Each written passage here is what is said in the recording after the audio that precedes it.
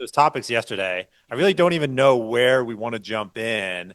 To be honest, though, I've been thinking a lot about coaching and the psychology of coaching. Great. So just start us off with how you got started in that world. And you coach both soccer and another sport as well. Is that right? I coach soccer. Okay, soccer. All Um, right.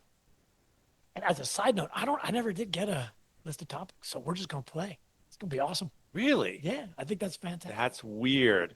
No, that's Because your fun. email popped right up. Did you get a list of topics? Nice. But maybe you Was there got another? So somebody else. there's some other Gates Richards out there. My dad. It could be my dad, Oh, although his email is different. So you'd have to. I don't know. How close are they? They're not really. Now I got to pull it up. Yeah, you're So like, now we got to do a little forensic investigation and find out, hey, where that email go? or is he Right. to set expectations low? I mean, if Tom's either backing me up No, or he's I just. get it. I mean, it could be that I was filtered out by the Ethernet powers that be, because they figured let's just see how he wings it. Mhm. That seems great. All right. Well, now I feel like Yeah, I have to bring you up to speed no, no. Actually, I think it's more fun with this way. this novel that I wrote yesterday. Yeah. No, we can chat coaching. Oh, Let's see where it all goes. right. We're winging it. That's fine. How often do you let your players just wing it? Often, in fact, they should. They should. So we'll get there. We'll get into philosophy, coaching philosophy. So, how did I get into coaching? So I was a soccer player growing Okay. up, Hmm. and I had visions of being a professional player, all these sort of things. Up through high school, I had enough injuries to convince me that maybe that was not going to be the case. And during that time frame, I did some sort of assistant coaching. You end up with you're a player and you got siblings that play, and the coach is like, "Hey, do you want to come and join in?" So did a little bit of that through high school. But when I graduated college, and ended up out in Seattle, so early mid '90s. Yeah. I ended up working with an outdoor program at a small private school outside Seattle. And it just so happened they were also looking for a soccer coach. It's like, great, I could do that. And so I was 24, maybe 23, 24, and got in with this really great program. The school is called the Overlake School. Yeah. Familiar with it? Do you know I something? don't. I shouldn't say I'm familiar with it. I certainly have heard of You've it. heard of it? So they, back in the 90s, they had a really good soccer program, both boys and girls. I ended up coaching, I was an assistant for the varsity, the head JV, and a seventh grade team all at the same time, which as a 24-year-old kid who grew up wanting to be a pro soccer player, I was like, this is the closest I'm going to come, right? Like I'm getting paid to do soccer every day. And then I was playing on 2 or 3 adult teams at the time. Right. I was like, this is it. This is kind of like being a pro, Yeah, yeah, yeah. even though it's I'm doing nothing like soccer all the time and collecting money. those two pieces. Like there's math involved. On my math, I'm a professional soccer player. Right, Right? right, Pieces all worked. right. And then the head coach was a fantastic coach and person. And he had two of us who were new to coaching or who were his assistants, Yep. and then had the eighth and seventh grade teams. And so we were kind of a tight knit group. He was a fantastic mentor. His coaching philosophy was one I still embrace, um, which was essentially that we have the opportunity to make better people, and sports, in this case soccer, is sort of our vehicle for doing so. It's like you can be in it just to be a champion. Like we're going to be the best soccer team that you can be, which is great, but it's limited. And if you've got people, in this case, that high school, if I had these group of boys that I was going to see every day, I was going to have them for a couple hours every day, and then we're going to go compete at really high levels. The opportunity to learn not just how to be a good soccer player, but how to win and lose gracefully, how to support each other as a team with a shared goal, how to be a member of a team that has different strengths and different skills. It's like, why would we pass up that opportunity? And Peter was his name. Peter just set this great example, and I had a blast. Super fun. Uh, I coached those 3 teams. I was there very briefly, like it was maybe a year or 2 years. And then At the time, I was also working in the field for a bunch of organizations, taking people. Outward Bound and Not Outbound. No, Knowles. at the time, I worked for Wilderness Ventures, which is based out of Jackson. I was helping run the outdoor program for this private school. I was on track to become a Knowles field instructor. So I was doing all those things. And I was also working on ambulances, which is something I've done since college as well. So I was juggling a bunch of stuff, but it was all seasonal so that I could go do what I wanted to do. Sure. So coaching was great, but then I ended up living in the mountains a lot of the year, living in my vehicle when I wasn't in the mountains and on the road and whatnot. And when, if we sort of summarize the next couple of years, became a Knowles field instructor. I also got hired by what at the time was just called the Wilderness Medicine Institute, Yep. which is now Knowles Wilderness Medicine. Sure. It used to be it was a standalone. WMI. Yeah, it was WMI. Yeah. It was a standalone organization. We were our own company. We were based down in Colorado. I got hired there in 1998. I was like employee, I don't know, 15 or 18 or something like that. So it was a small group of us. I ended up based in Colorado. Hadn't been coaching for a couple of years. I still played on these teams, and I went back to Seattle, but that was less and less frequent. And then, as I was saying earlier, when they opened this headquarters building in 2001, they prepped it for us to move up here in 2002. So we moved up from a little town, population 97, that last winter. 17 of us moved here. Whoa. Estimated that poor Right. population. It was pretty funny. We knew it was coming, right? We had 2 years warning. Gutted the local economy. Well, the good news was there wasn't much local economy, but yes. There wasn't anything to gut. There was no gas station, no grocery store, no bank. Right. The nearest everything was down in Gunnison, 30 miles away. But to get back to coaching, we moved up here, and a couple of the families that came up here had younger kids who were in the like 9-10 zone, and they joined in with the soccer program here, the Parks and Rec soccer program. And all of these adults who were my friends knew that that's something I'd done in the past. Like, well, hey, would you coach the kids? I said, yeah, sure, why not? Like, that'd be fun. It's a totally different level of intensity. That at Overlake, we were the state champs, undefeated JV team. Like, we were good. And this was now rec soccer in central Wyoming. Like, this will be fun. And so it was. It was, young. It was a 10U team, and it was some of my coworkers' kids that I was coaching, and it was great. And again, I did that for a season or maybe 2 seasons. And then those kids shifted sports, and they went on the back burner again until I had kids. And when my kids were, 4 or 5, they wanted to play soccer. My wife had been a soccer player. When she was growing up, I'd been a soccer player. Like, yeah, we'll get involved and we'll coach, right? That's what you do in a small town. If your kids want to do something, you got to provide the coaching and the reffing and the whatever. So got into coaching again. It started with the Parks and Rec with our son when he was 4 or 5. And we sort of, I don't want to say accidentally, but we sort of divided it.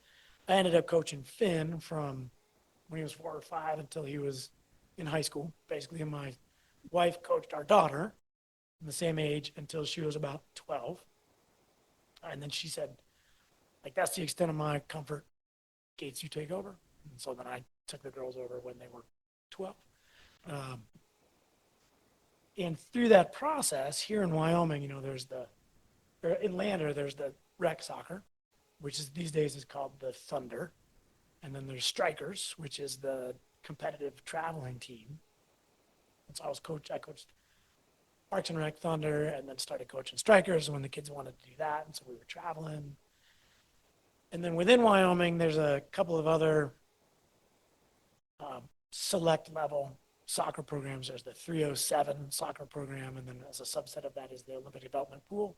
So I ended up coaching those levels as well. What development pool? The Olympic Development ODP. Okay. That's a national program. It's one of a handful of national programs that, quite frankly, are as much marketing as they are high-level soccer. There's in the girls, for example, there's the ODP program. There's the Girls Academy. There's the National Premier League. There's the oh, what is ECNL? Something, it's expert club, national league. There's all these leagues that are, uh, What is the opportunity that they're presenting to parents and players? it's sort of twofold. One is the opportunity to travel more widely and play higher caliber teams from across the country. And then the other is I'll call it a pseudo collegiate slash professional slash Olympic path, right? That the idea is if you want to play college soccer, you want to be playing in these premier level leagues, which gets you exposure before college coaches. If you want to be part of the U.S. soccer program, you probably want to be at some of those levels. That's what the Olympic Development Pool was originally created as. That's what I was doing back in Ohio in the 80s. Uh-huh. Um, and they all have strengths and all have weaknesses. And I sound a little cynical when I say some of it is marketing. Like the competitive level is very comparable. And depending on who you talk to and what region of the country you're in, you're going to find people with different strong opinions. Well, so that's curious. You mentioned the coaching that is using the sport as a type of classroom Mm-hmm. or type of arena in which to develop a better person. It occurs to me Yeah, that go this for the other level is they're not worried if they create people of bad character correct. or they'll tolerate people of bad character. They're looking for talent and ambition and performance. Correct. So I have about 1,000 questions on that topic, but let me just start. Incredible. Well, yeah, but let me just start with what is the difference in a coach's approach at those two branches of the Sure. sport? I'll, I'm going to work it backwards a little bit. I'll start by saying there doesn't have to be a difference. There is most of the time. And you're right that one of the challenges, and we come back to this, but one of the things that really dramatically shifted my approach to coaching Mm-hmm. and frankly, the team that I now coach and travel with, Mm-hmm. we have a very different philosophy about how we compete at that level than most of the other teams do. So let's come back to that. But what I think you do find is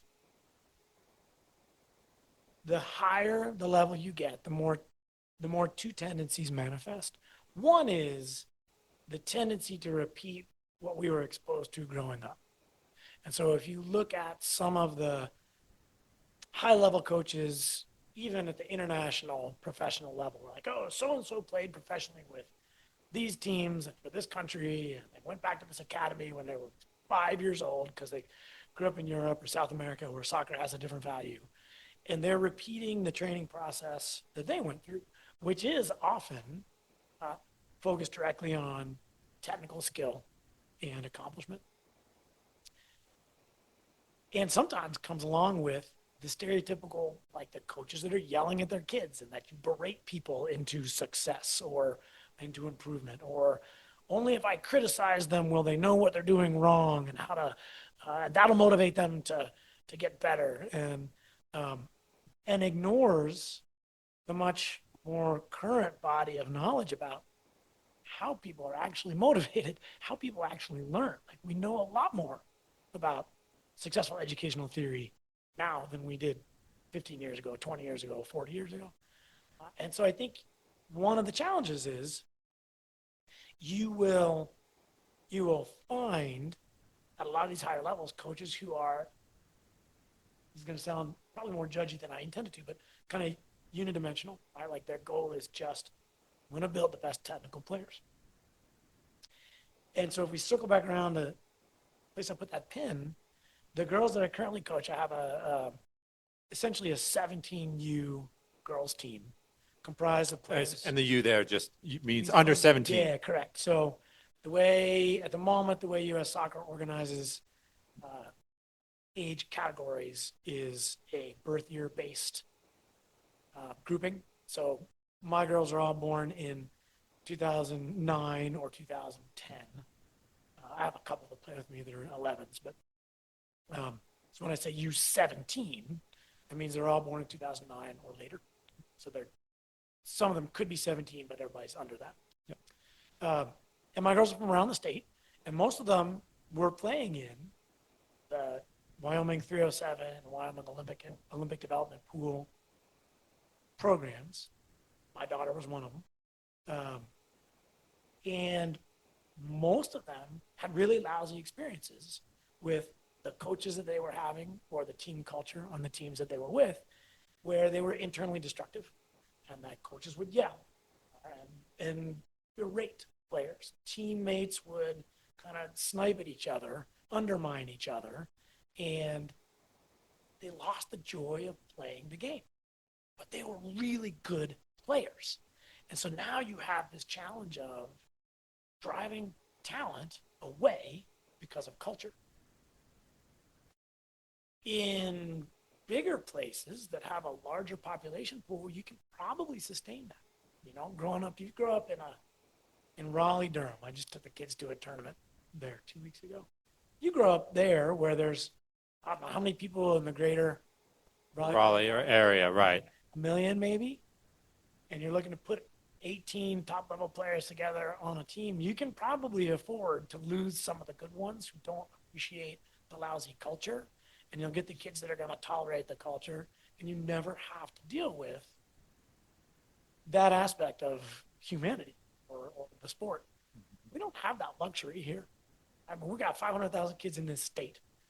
I probably know 90% of the kids who play soccer that are within 2 years of my daughter's age. Mm-hmm. By virtue of growing up in Wyoming. Sure. We don't have crosstown rivalries. Unless you live in Casper, Cheyenne, or Laramie. There are no crosstown rivalries. Right? So you have to travel the state to play anyone. So you meet everyone. Right. And crosstown is 4 hours. So, yeah, right. Yeah. What do they say about Wyoming? It's a medium-sized town with really long roads. Yes. So that's what we do. And I think when I look at this team, as I said, these are high-level players. Most of them were freshmen this past year, so 24 or 5 freshmen in high school.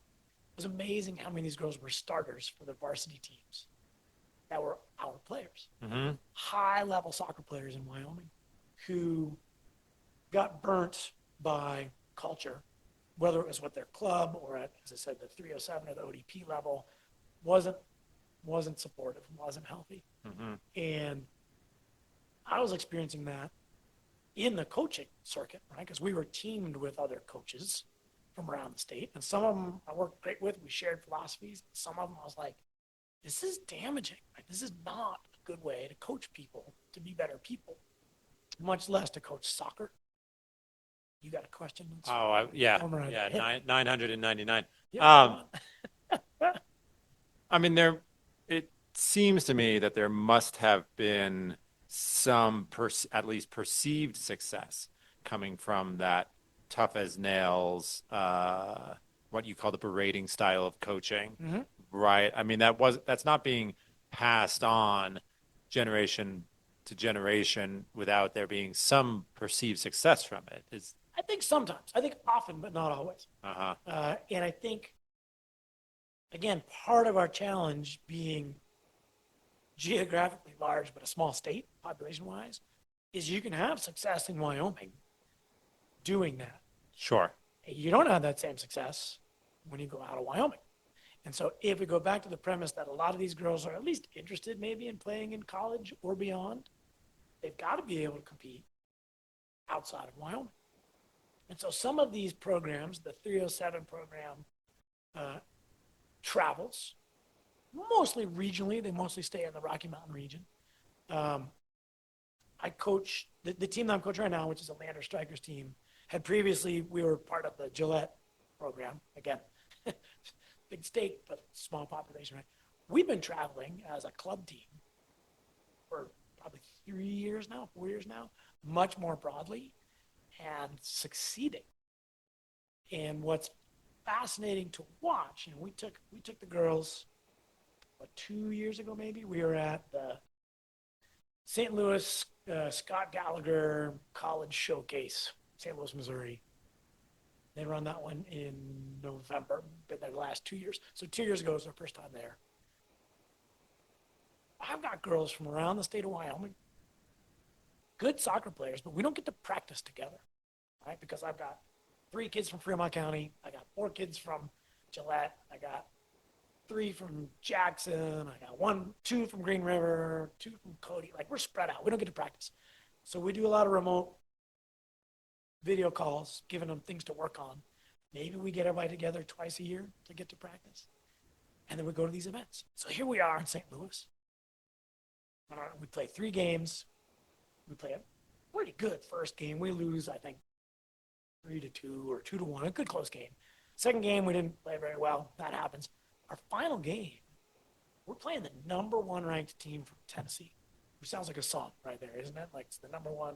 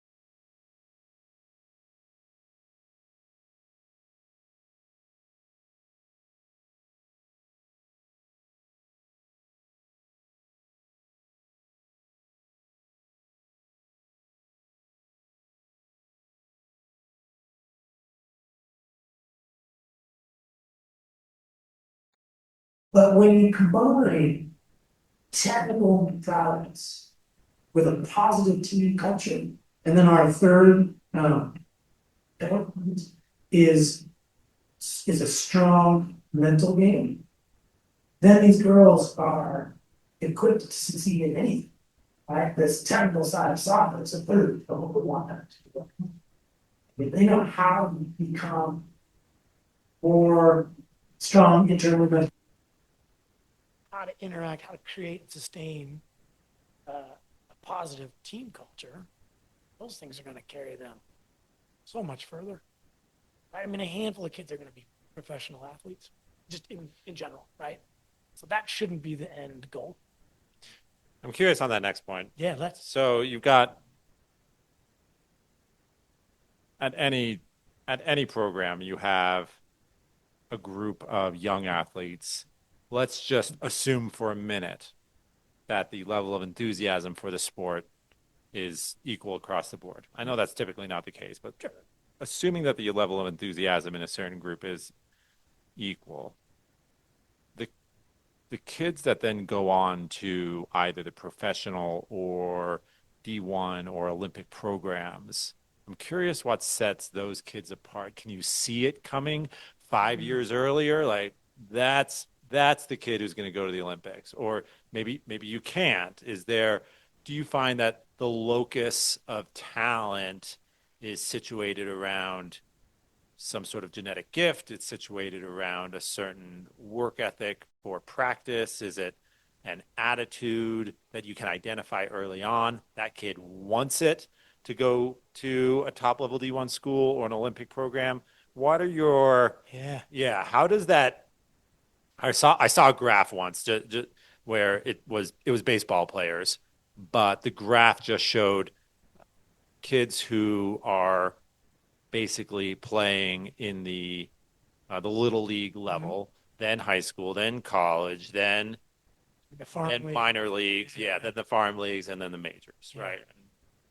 I don't know what the exact number is, but I think it's something like there's 1,400 Major League Baseball players, Very small. very Yeah. small, Compared edge to of the the wedge, base of this. versus yeah, there's it's like 60,000 kids playing in the U.S. playing little league. So, what is your take on that pruning of the tree? This is where we start charging for this podcast because we're about to reveal the secret Yeah, exactly. Yeah, this is how we get monetized. with Yeah, no advertisements, right? exactly. Yeah, No, that's such a great we question. charge for the videos. So. Right. We're gonna there's an access code Uh-huh. to get to this one little section, so there'll be little nobody's gonna lip read it. Something's got to pay for my beach house, Or you know, and yeah, something's got to pay for the beach house. the exorbitant lifestyle you've come accustomed to. It's a fair question, and I don't have the answer, Hmm. right? Which just undid all of that great marketing we just did. I think there are. What do I think? I think there are a number of variables that all factor in, and I think in the U.S. there's a different set than I think in a lot of other countries, Okay. and then I think within or distributed among sports there are different things that have different weights as well. So, if a theory of mine that I've been sharing periodically over the last Right, 5 for years, paying customers, you know. this is not scientifically proven. I think in Wyoming, this is interesting. I think in Wyoming, the kids who, generally speaking, have more success, so like the D1 athletes, are the ones coming from the individual sports in Wyoming more than from the team sports in Wyoming. So hear this theory out. Individual sports are often timed sports, right? So you have like swimming and running and skiing. So things that are races where the benchmark is the same everywhere, right? Like if you Uh, are a swimmer in Wyoming and you can swim a 50 freestyle in 22 seconds, you know how that compares to a swimmer in Indiana, and to a swimmer in New York, to a swimmer in Florida. So it's a little easier to benchmark your proficiency on a national level. And I think it's a little easier to then apply some of those other factors that you mentioned, right? What's the individual motivator?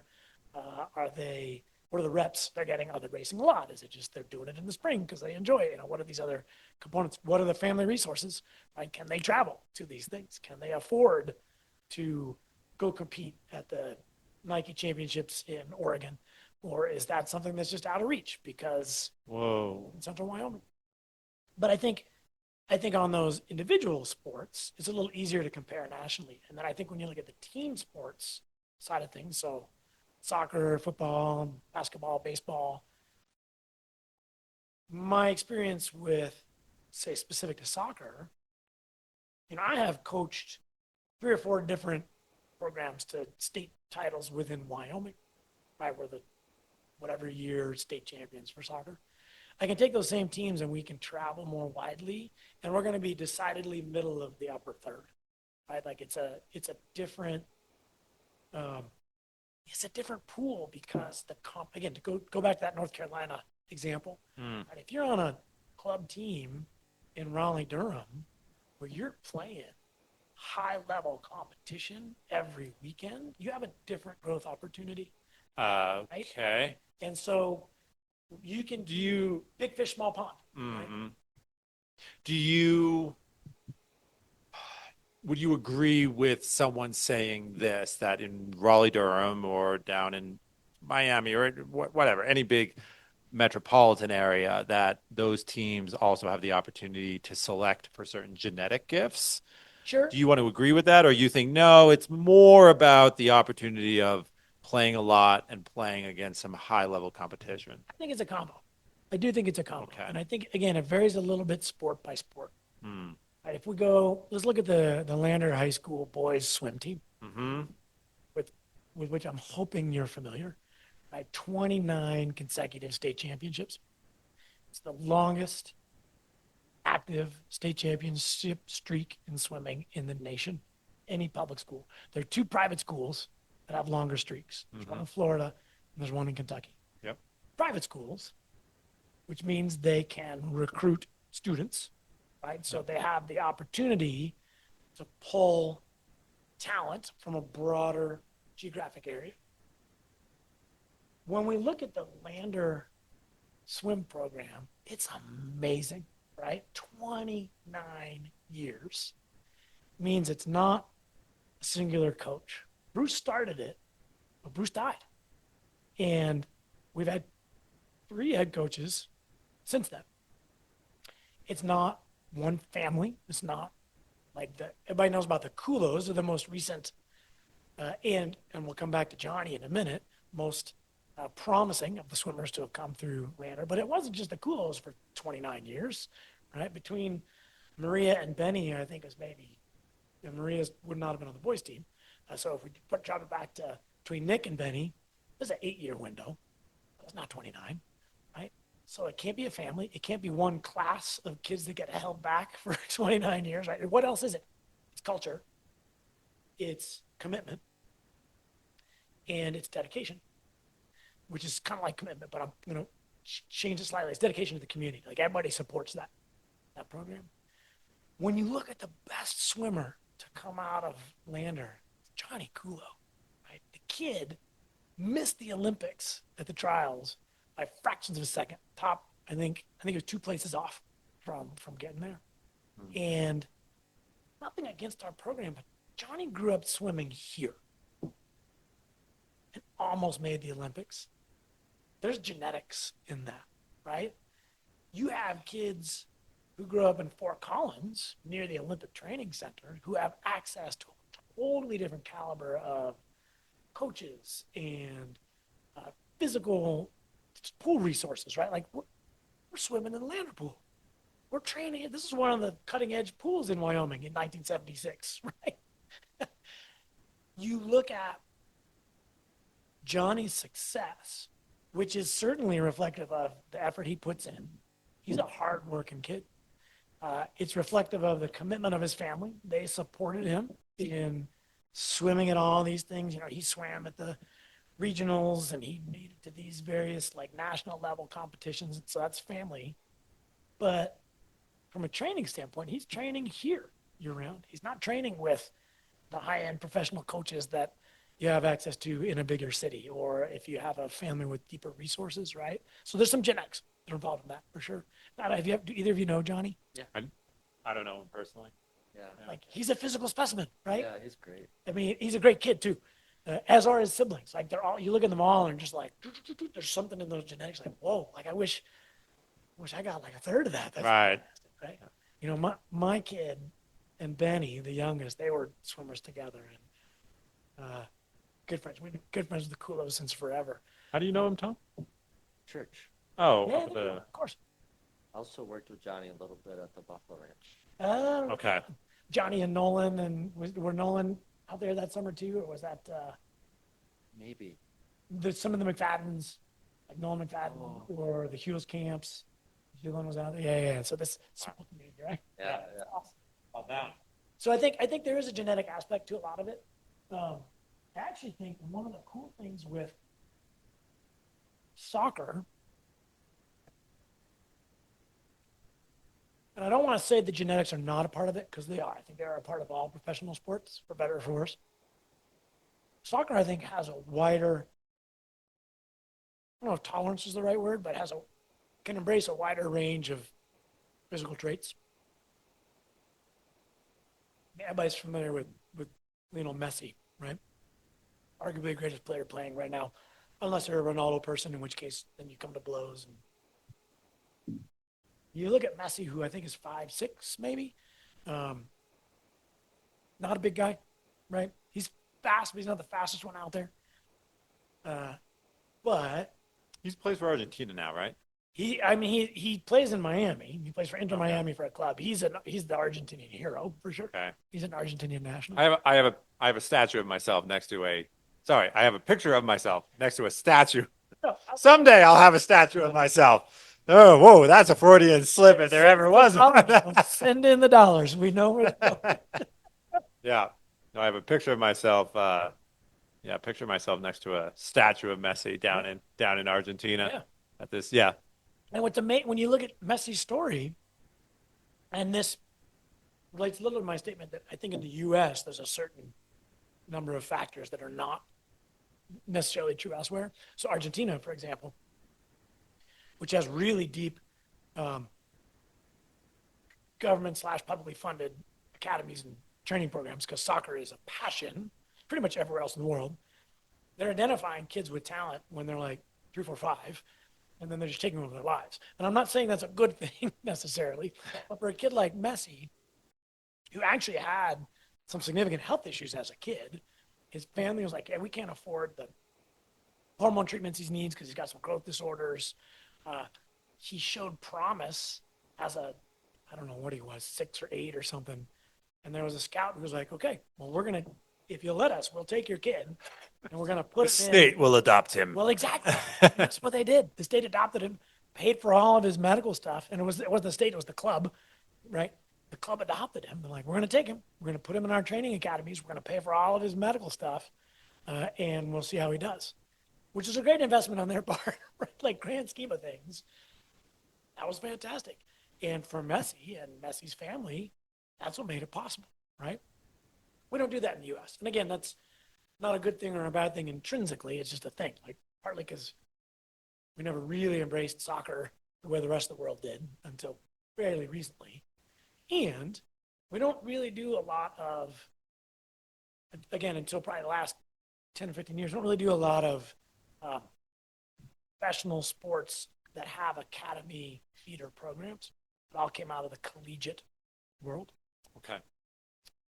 And when you look at the professional soccer leagues around the world, most of them have youth academies, and you don't hear a whole lot about, college soccer in Italy, right? Like, that's not what people do. They play with an academy for a pro program, and that's where they're playing.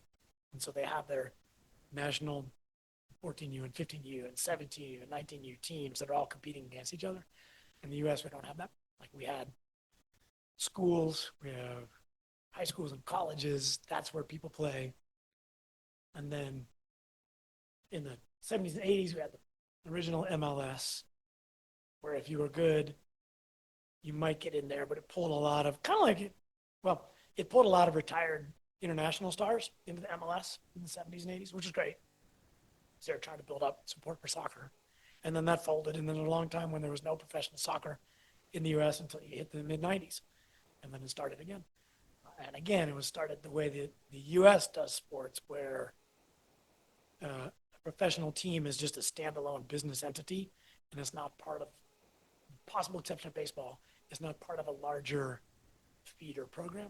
Like, so your earlier reference to baseball, the American pastime, which does have that a little bit, right? Like you have It does have a farm. Yeah, where basketball doesn't. No, Yeah, football, No. nope. It's all out of colleges and high Yep. schools. Yeah. Yep. Hockey, my parents hosted Canadian. They would have these exchange programs. Canadian players would come down to the States. Okay. It was interesting. So my parents actually hosted a few of them over the years. And these kids would come down out of in this case, Eastern Canada, Mhm. and they would play for the high school team for a year, and then they would do these, I'm going to call them semi-pro leagues. But I think they were U.S. based Okay. in hockey, obviously in the Northeast, Right. where Well, it's hockey, cool enough to have hockey. where it's cold enough to have hockey. Yeah, and the interest in hockey. Interesting. Okay, but generally speaking, the U.S. doesn't have a real farm for soccer, whereas the rest of the world We're- absolutely does. And we're starting to, Hmm. and all those leagues that I mentioned earlier, I think are part of that movement, right? So NPL, ECNL, Girls Academy, like there are programs that are trying to get there. And you are starting to see more of the MLS and National Women's Soccer League creating club and academy programs. So if you go down to Colorado, for example, in the Front Range, kind of between Fort Collins down to Colorado Springs, it's a lot of Colorado Rapids program. So the Rapids is the Major League Soccer, and then these, in theory, these programs all get access to the same training materials and some sort of coaching training and stuff. I say in theory because it's not particularly robust just yet. Okay. And They sort of participate in this franchise arrangement. it's just, again, the resources aren't quite there yet. We're just not deep enough. South Dakota is part of the Rapid stuff. There was a Jackson program for a while that was either Jackson or Idaho side that was affiliated with the Timbers out of the Northwest. Like, so there's some of this that's starting to happen. It's still pretty new. And for better or for worse, you know, in the U.S., soccer is still a pay to play. I mean, most sports are pay to play, right? And so to go back to the factors that we were talking about, how do you know who's going to go D1, who's going to go Olympics or professional? Large part of it is, did they have the ability to pay to play growing up? Wow. So a great predictor is looking at the tax returns of the parents. Yeah, potentially. That is wild. Isn't it? And I think some of that, I think where do we see the exceptions? We see them in like the football, basketball, like the big market sports in the U.S. Right? Like I went to college. Allen Iverson was a freshman when I was a senior. College. No way. Yeah. The original Yeah. AI. Original AI. And you know, you look at his success, right? One of the best players ever. And he got to go to college because the college had funding, had scholarship money set aside to bring in somebody whose skill set was a sport. And he was actually, as a side note, Allen was so I went to Georgetown, right? You probably knew this if you know Allen's history. John Thompson was the coach at the time. Allen Iverson was the first player to leave Georgetown to go pro without a degree. One of Thompson's big things was your sports, your athletic prowess, and this school combined to get you access to this school, leave with a degree. This would have been the guy who coached Patrick Ewing, right? Yeah. Yeah. Coach Pat, I mean, yeah, he had Mutombo, he had Ewing, he had Alonzo, he had all those guys. And Alonzo Harding? Alonzo Mourning. Okay.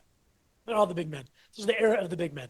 And John Thompson himself was a big man, and he was like 6'10". He was one of the few college coaches whose players had to look up to him, which was awesome. It was so cool to watch. And then a kid like Allen Iverson comes along, and Thompson, frankly, didn't know how to coach him because Thompson was a big man and a big man coach, and Iverson's not a big man. And Iverson was kind of a precursor to street ball, right? Like he was very improvisational. He was brilliant even in college, but he wasn't a set play kind of basketball player. He wasn't even a forward, right? I mean, He he was would a have. guard. He was a Yeah, he guard. was a guard. Wow. And you know when he came to Georgetown, and Thompson did what he could, and then Allen went pro.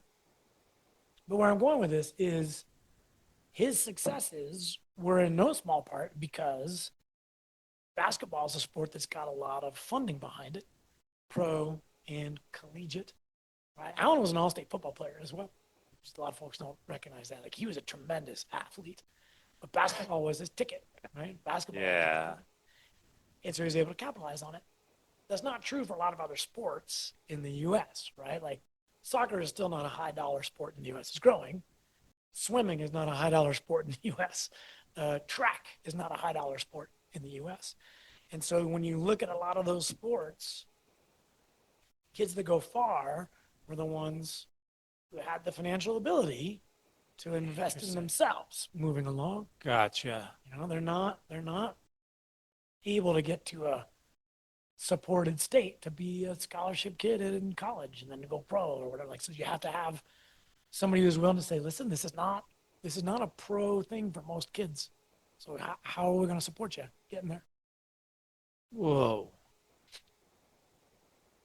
That's a lot to think about. Yeah. That your career could so much be controlled by whether or not the particular sport in your country has a model which demands basically parent participation financially or doesn't require parent Right. participation financially, or if the sport is something that you can develop the skills even without either, right? And I think basketball is the I I think basketball is the premier example of that, is because so many cities have some sort of municipal Right. municipal facility for it, that yeah, your parents don't have to be loaded and you don't have to then find a coaching program. You really can develop the skills at least up until the age of like say 14 Right. without a ton of financial resources behind it. And then you do have to be scooped up by someone who can put the finishing touches on it. And I think if we look at the rest of the world and we look at where soccer resides in the pantheon of sports globally, Mm-hmm. because it's a low uh, resource demand, all you need is a ball, Yeah. right? I mean, everybody is, well, maybe not everybody. I grew up in the soccer world. So everybody in the soccer world is familiar with the images of Pele, who people will say is the greatest player of all time. I'm not going to say he's not. I'm just going to say he was the greatest player of his time. That's for sure. Sure. Juggling a grapefruit, right? Or do whatever it was that. Oh yeah. Oh, so he could do it, right? Like I grew up on videos. All the camps I went to were silent videos of Pele Pele. Yeah. teaching things. Silent because his English was horrible. Yeah. And they're like, just demonstrate. Like it'll be fine. And so we watch. Okay, here he is juggling a grapefruit, or a sock ball, or a bunch of plastic bags rubber banded together, and you can have a game. We got the fortune of traveling pretty widely with our kids, and they have played soccer, I think, in 3 continents at this point, with kids in the middle of nowhere, the northern part, as far north as you can get in Kenya. We can be out there, and you find a bunch of little kids. You put a ball on the ground. You can have a soccer game going on, like you're in South America, you're in wherever you are, Asia. Yeah. Put a ball on the ground. Soccer game happens. Oh yeah. I remember being in Belize when I was 22 or 23. Yeah, playing on the street with kids, right? Half deflated, ripped up ball, and I mean, I think the goalposts were some rocks and like a backpack, And it's right? like 23 versus 18. Like just put everybody on the field. Yeah, exactly. No sidelines. Hmm. Forever. Yeah, it was great. Just awesome. Right. Whereas I remember I had a friend growing up in high school who she was into hunter jumper. Right. And so the horse cost $20,000. The Yes. saddle cost $2,000. The bridle cost $1,000. Right. The outfit costs probably another $1,500. Yeah, sure. Right. Yeah. The lessons were $60 an hour. Yep. And that was sort of introductory Yeah. level to Yeah. competitive horseback riding. That was I spent a weekend in Saratoga and I was with some people and I mean, I was too young and dumb not to realize what I was asking, but I asked some people what their horses cost. And then you went, Like it was like mortgaging a house. I mean, Yeah. these horses started at 150K, and Yeah. this was back in 2007. So probably the equivalent of like 220 today. That's why Tom only has 3, right? Yeah, that's exactly. That's why we need the better paywall. Like, how are we going to pay for these things? We got to get the paywall going. So I remember having even in high school this distinct experience of, oh, Mhm.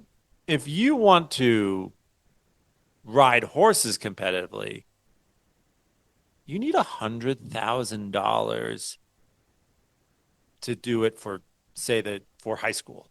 Right. Right. You need 20 for the horse and then these other expenses. So you need $100,000 just to play. Just to enter. If you want to wrestle in high school, you need your parents to sign a waiver. Right.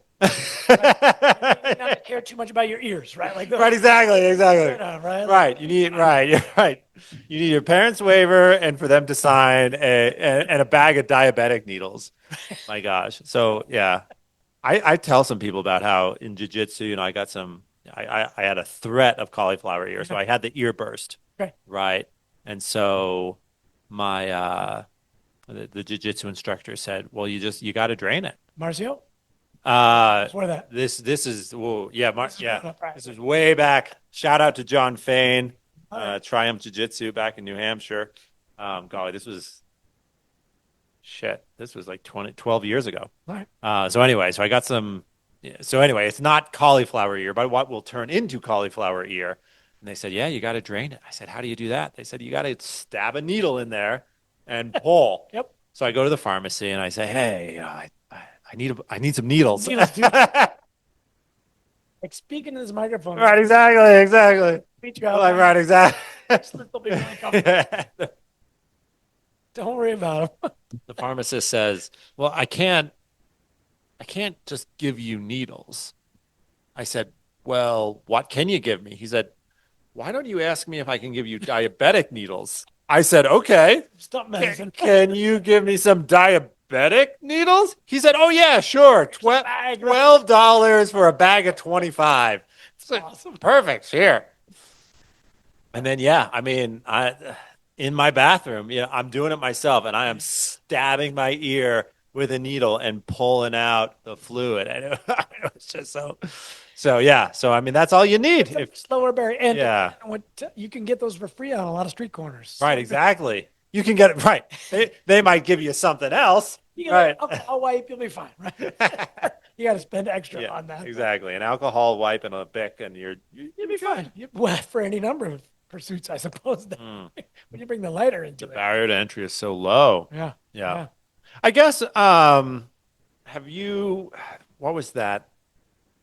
Again, 996 questions now. We're working There's on that account of the U.S. I believe it was the gymnastic team, the girls' U.S. gymnastic team. I want to say this was the early 90s, and then it came to light that the doctor who was taking care of this girls' team had been committing criminal, was committing all sorts of crimes against these poor girls. Yeah. And I mean, just the culture around it was so twisted where you had girls who didn't feel comfortable speaking up. So that's a problem. But that problem was the tip of an iceberg in which the entire culture was you don't want to lose your place on the team. Right. You don't want to lose your shot at success. The doctor is so well respected and so admired because he's participating in this cycle of success that the parents just couldn't see it, right? And I guess my question to you is how do parents get to this psychological state where the sport has become the lifestyle? Yeah. I mean, it sounds like you're saying that the money isn't necessarily part of it for all of these sports, right? Right. There's a lot of these sports where, like you said, you have to pay to play. So it's Right. not that there's these financial incentives necessarily. Well, maybe. I mean, change it from, financial incentive could be what you stand to gain, or it could be what we often call the sunk cost fallacy. Hey, I've already put this much in. Okay. I can't back out now. Mm-hmm. Right. And so that I think if we play that same idea of, I mean, like gymnastics is a great example of a kind of costly sport, right? Like, it's not that you need a whole lot in the way of equipment, but it's also not the kind of sport that you're going to get volunteer parents to coach. Okay. Right? Like, you're not going to say, And you can't go do it at the park with all the neighborhood kids. exactly, right? Like, you want someone who's going to say, here's actually how you can be safe on a parallel bars or on a pommel horse or whatever it might be, right? Like, it's not a throw a ball on the ground and go kick it around. So I think my kids were not gymnasts, so like disclosure, this is supposition and not experience, but I think there's a lot more familial cost that goes into getting yourself to that high level of competition. Okay. So if we look The at special facilities, the special coaching, Coaching. the sports medicine behind it, Exactly. the stretching, the travel, the all aerobics. of the there's a lot that's involved there. And so I'm gonna hypothesize that part of the equation, which like we don't want to take anything away from the sheer evil that Nasser was the doc's name, that he like committed. Like full stop, his responsibility. Yeah. Like you cannot distribute that blame. But you can assign other variables that made it more or less likely. Okay. And I think some of it is that when you have people who are like, hey, I've already put all of this money into something, it's harder to just say, I'm pulling my daughter right, because something makes me feel icky right. about him. And that's unfortunate because that's a reflection of so many components Huh? that created the possibility for that to happen. As a super random side note, my full-time job right now is as a risk management consultant. So one of the things that I talk to people a lot about in the context of risk is this fallacy of a root cause for anything that goes wrong. Oh, Right. oh, yes. It's the constellation. Yeah. The constellation of disaster. Ooh, Oh my gosh. No, I've been thinking about this for years. I'm a band name back in high school, right? Yeah. Constellation disaster. Constellation of disaster. Tom was the drummer. He was the drummer. He could keep the beat most of the time. I think so. I think that the challenge is in that particular situation, there are so many other variables that are influencing decision making and then therefore action that's taken that you can end up feeling stuck until in this case the unfortunate well beyond critical mass was reached. And I think I think it's probably more common than we want it to be. Right. I mean, the fact that it exists at all makes it more common than we want it to be. So maybe that's not the right phrase. Sure. But I think that reality of we can convince ourselves to tolerate a lot that we shouldn't. Interesting. And I think, frankly, if I cycle it back to like this team that I'm coaching right now, what's so amazing about this group, when I say group, it's the athletes, it's their families, and we all share this goal. They're like, yeah, we experienced something that wasn't right. It wasn't evil, a la U.S. gymnastics. It wasn't right. It wasn't helpful. You can be a high-level competitor and a good person. Like, those are not mutually exclusive. Contrary to what you may have heard. And they're like, let's all support this. And so I have the fortune that I don't have to fight with parents. We've all been, there's I don't call it a catchphrase. There's a saying in youth sports these days that the worst part about youth sports are the parents. And if we stick with soccer, U.S. Youth Soccer, which is the national body that it's one of the national bodies, it's one of two or three big ones, but they have, for example, the U.S. Soccer Federation, which certifies refs. I'm also a soccer ref. have established new ref protection policies that are largely targeted at parents. And that the majority of the abuse that our youth refs get comes from the sideline. From the sidelines. Right? And not from the coaching sidelines. I mean, yes, it comes, there are some horrible coaches, don't get me wrong. There are a couple that even I'm like, you know what, I'm not going to ref that game because it's just not worth it, like for my mental health, right? It's just not worth it. And I'm a full-grown man who's perfectly capable Of shouting at someone where they need to nose to nose. Yeah. tend to shout very often. Uh-huh. But I can handle that. Yeah. 15-year-old kid can't handle that and shouldn't have to, right? And it's even worse when it's coming from parents. And so they've established a new set of referee protection guidelines that include some pretty hefty punishments for parents and teams that the parents are affiliated with for bad behavior towards refs. Right. Like, yeah, I don't have that issue with my families, which is amazing. It's arguably one of my favorite things about working with, I mean, my favorite thing is working with these athletes. These girls are amazing, but their parents are so phenomenal. They are so phenomenal. And more tournaments do recognitions of good sportsmanship. Like, this is good. Like, they're trying to reward good behavior, not just punish bad behavior. Right? Like, you have to do both. If all we do is punish bad behavior, there's no real incentive to be good. There's just incentive to not be bad. But if you reward good behavior, people tend to repeat good behavior. So more and more tournaments are saying, hey, we're going to give, whatever, a discounted rate to the next tournament to the team that gets voted the best sportsmanship from the sidelines. And my parents are always like, that's what we're going for. Right. I'm like, yes, awesome. And it makes a difference. There are tournaments in Bozeman, Montana. For those of you listening in from the non-Rocky Mountains, Montana is the not quite but partially rectangular state north of the northern rectangular state, which is north of Colorado, just a 4-inch out of mile. Bozeman has started experimenting with silent Saturdays at soccer events. Yeah, I like that. The golf style. Like even quieter, where parents and coaches are not allowed to do anything other than clap. So not even like, yay, you're just like, and I've not been there for any of those Saturdays for whatever reason. The events that we've gone to haven't done it, but again, I'm in the reffing circle and the coaching circle.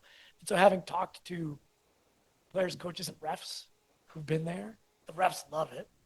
Like, it's the greatest thing ever. The players love it. Coaches adjust.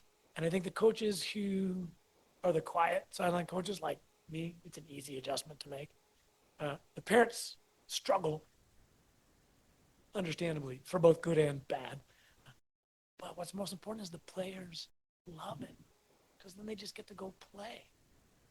Nothing bothers me more than hearing a coach or a parent yell at a kid about a mistake they made. Because they know the kid knows they made it, right? Like, you yell at a goalkeeper, you should have had that. At no point ever did the goalkeeper go, oh, thanks. Yeah, right? Like, I didn't hear that. Oh! Yeah. Oh, my. Oh, that's what I would say. My job is to stop that, right? Like, we need better shots. Like, oh, is that what we need? Right? Like, we got to put it in the net. Thanks. Thanks, Mom. Thanks, Right. Coach. Right. Like, how does that help in any way? Interesting. It doesn't help them in any way. Like, they know that. They know that. And the thing that bothers me slightly less, but only slightly, is when the kid does make that mistake and the coach subs him out right away. Like, you just reinforced to them that what they did was bad. You put judgment on a mistake in a game. I would wager all 3 of Tom's horses. Tom's got my back on this. Yeah. That was very expensive. Yeah. This is a big Very bet. expensive It's a big dressage bet. horses. That none of those kids made that mistake on purpose. I would wager that, right? Not a single one said, you know what I'm going to do right now?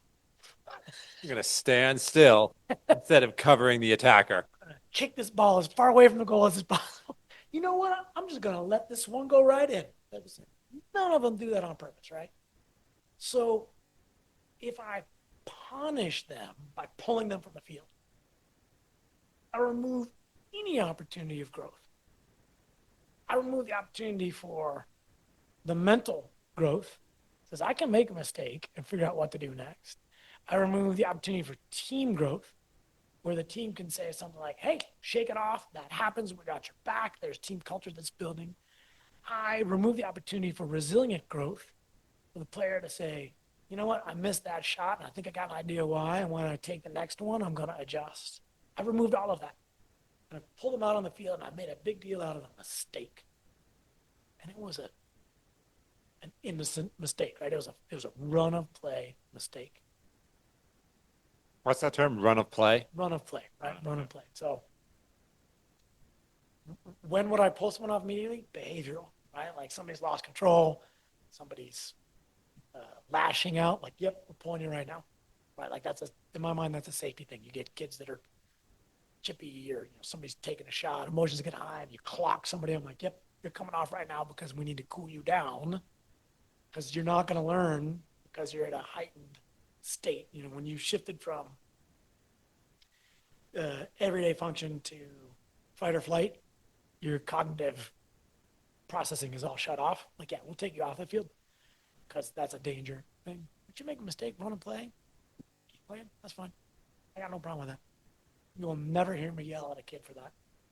And when I take them off the sideline, I'll ask them what happened, what they think contributed to it, what they think they might do the next time. Right. I really like that forward.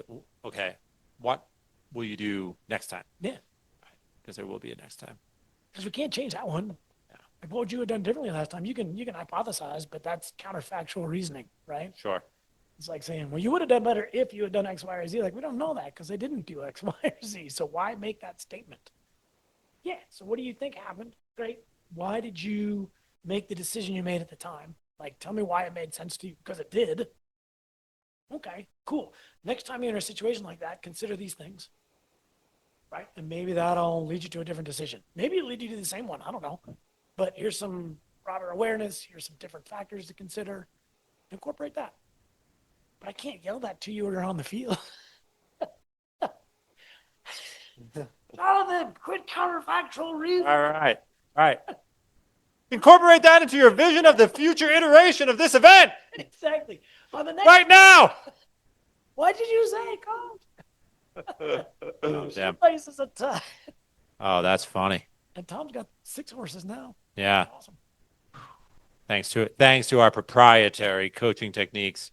Yeah. That's right. Available only through. Low price of $9.99. Yeah. Paid installations.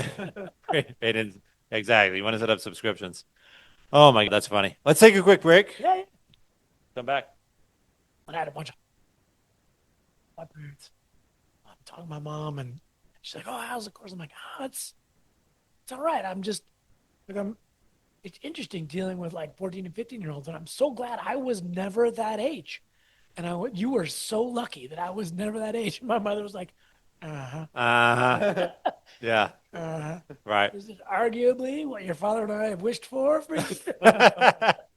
Yeah. Oh, well. And so then after graduating and after my adventure in Central America, I did college admissions for a while. And so every year the seniors would stop in, the juniors and the seniors would stop in, and they'd say, man, these freshmen, they're just, wow, they are just like that. They are exactly. Well, no. Fortunately, a lot of them had the self-awareness to at least ask. Were we like that? Were we just wet behind the ears, enthusiastic about everything, gumptious 18-year-olds? And we said, yes, you were. And are. And a lot has changed in 3 years. But you'd still be surprised at how young you are. Now that you're 21. Yeah. The growth was exponential. Well, that is the thing. I mean, the growth is exponential. The growth is still exponential at that age. It's also still very low. Right. Exactly. Exponentially growing from one Right. Yeah, exactly. Exponentially approaching critical mass. Oh, Yeah. not a good band name, but maybe an album name. And out, yeah. That'd be good. Chapter of the book. Yeah. Yeah, maybe. Exponentially approaching critical mass. We're not there yet. It's like a sophomore album though, right? Like that's the album where That's like the indie album. yeah, like Yeah. it's for you. The critics don't necessarily Right. love it. You're experimenting a little bit. Yeah. Because you're Yeah, really your on the bassist quit, so Yeah, you right. you hired somebody else to local come in as kid, the bassist, just on a trial but then basis. on a ukulele bass because Right. that was the thing at the time. Yeah. And you're like, Right. I guess so. Right. And the record label sort of rolled their eyes and said, "All right, fine. But the third Fine, one, we'll release it. you're back. But to pop. next time, yeah. Exactly. But then when you come back, we need a platinum You're gonna indulge a yourself winner. now, and Mhm. then After then that. you We win. need another banger." yeah. So you have to grow the hair back out again. Yeah. You have to like shred the. I mean, it's what Warner Brothers did with Christopher Nolan when he wanted to make Inception. Yeah. Yeah, they made a deal with him. They said, "All right, Do what you want now. well, they said, do what you want now. You have to make Batman 2." Which was, what was that? The Dark Knight? Yeah. Which Exactly. is Probably a fine thing. Oh, they did great. Yeah. Well, and then they lucked out because Inception also Did well. Yes. did really well. So yeah, so they let him do his indie film, but when it came to hits, they got 2 for 1. Right. But they basically said, yeah, you make your little indie film about guys running around in dreams, You do your thing. but you come back and you make Blockbuster. possibly the best superhero movie of the DC era after 2000. Yeah. I think I would argue that. Yeah. Do you think there's a better one pre 2000? From the DC side, Superman 2 is considered. Like the Christopher Reeve Superman? Yeah, exactly. Yeah, Superman 2 is considered. I mean, it was a good movie. Good movie. It's a good movie. I don't think the Tim Burton Batman's approach. They were quirky. Tim Burton. They were cool. They Yeah. were stylistically neat Mm-hmm. at the time, but they weren't. You're different. Yeah, They're I mean very it's Tim Tim Burton. Burton, right? You're like, oh, okay. Like if you know what you're going into, they can be really cool. Right. The credits roll, and you think to yourself, "What did I just watch?" And was it all claymation? No, just parts of All it. right. Exactly. I'm sure Helena Bonham Carter's a real person, but you never know. She could be a stick figure kind of thing. It could be. It's possible. Mm. I've never seen her in real life, so Never met her. right. Yeah, and Fight Club. That whole thing could be a fever dream. I think the whole thing was a feature. The whole thing. Point, wasn't it? It was. That was Tim Burton. But we just linked through. It was just. Yeah, it was Helena Bottom Carter. Yeah. She up to these days. Bowling now. Is it? Are we on live? Yeah, perfect. Oh man, I think it comes back to the movies. I love movies. Is that how it rolls? Saw Fight Club last week. For the first time? Time. For the first time. What was the biggest surprise for you? Oh, I think the biggest surprise was finding out at the end of the alter ego, Okay. and The then purposeful the big reveal. yeah, Basketball. That's cool. Right. and then I The think, thing is, I am you. Yeah. yeah, Yeah. and then you're like, what? Yeah, that just is so trippy. Did you go watch it again? I haven't watched it again. Oh, that'll be the second time, but much like the second time you watched The Sixth Sense, right? Did you ever watch The Sixth Sense? Oh, it's a good thing we have you here. Mm. Wait, hold on. Didn't even introduce. Jonathan's Do you rethinking this know- whole relationship. He's like, time out. Do you know the plot twist of The Sixth Sense? Okay. All right. Obviously, we can't say anything.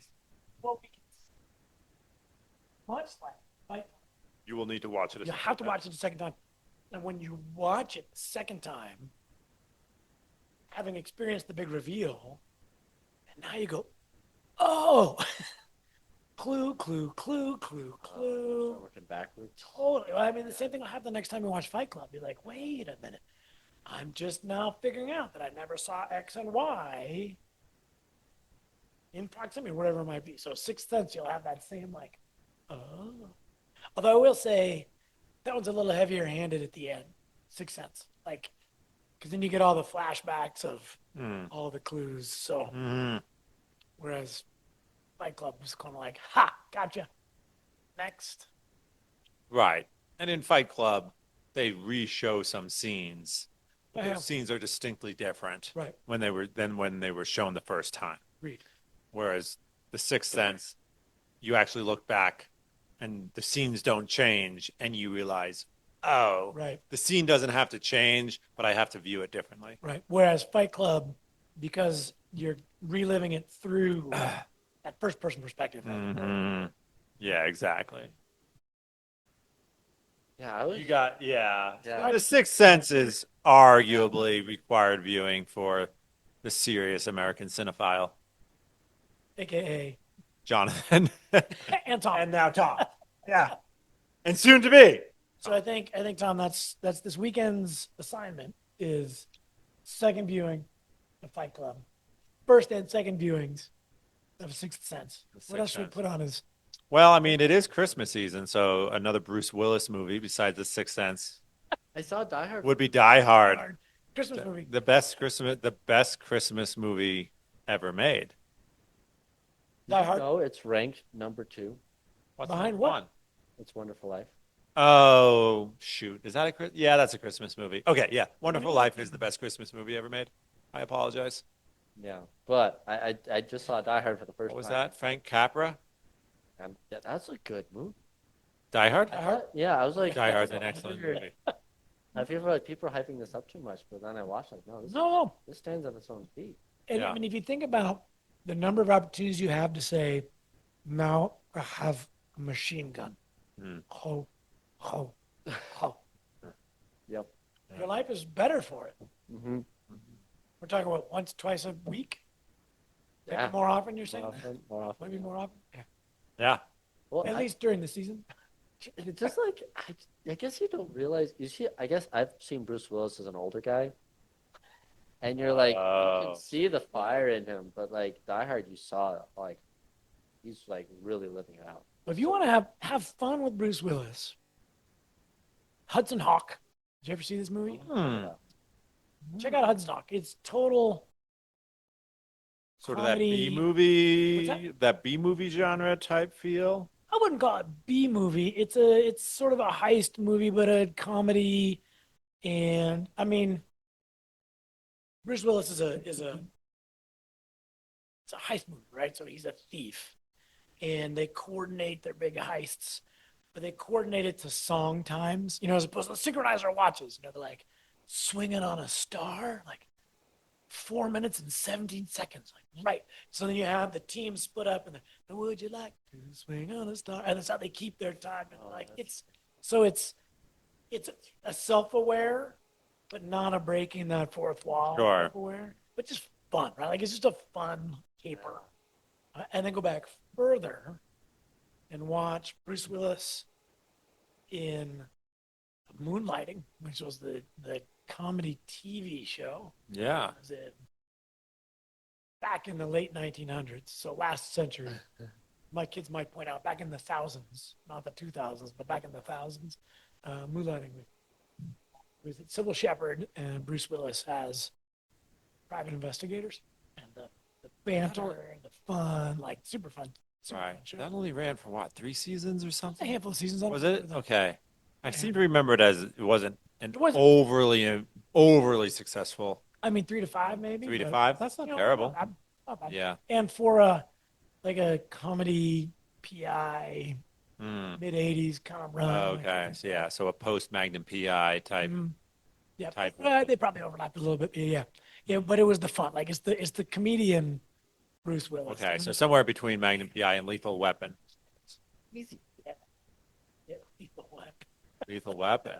There's a rumor that they're making a Lethal Weapon. Like Movie? 8 or whatever we're up to now. Is it William Wallace as a Lethal Weapon? He's now a cop. We're like separating those roles. Not sure. The rumors are not substantiated. I'm You interested. haven't vetted them yet. More Yeah, homework. my investigative team has not gotten back to me with the After Tom synopsis of the sells report. the 3 new horses, he's got all sorts of disposable income. New investigation. Yeah. And then a TV show like Only Murders in the Building. I've heard that's good. It is good. It is good? Yeah. Okay. It's very Man, I good. got to be so careful with TV shows because I know if it's good and I start, You're going to finish. there goes my evenings for the next. Oh, yeah. No, So- this one's worth it. Okay. It's hard to argue with the Steve Martin Sheen combo. That's fair. And then just blank on her name. She's excellent. Help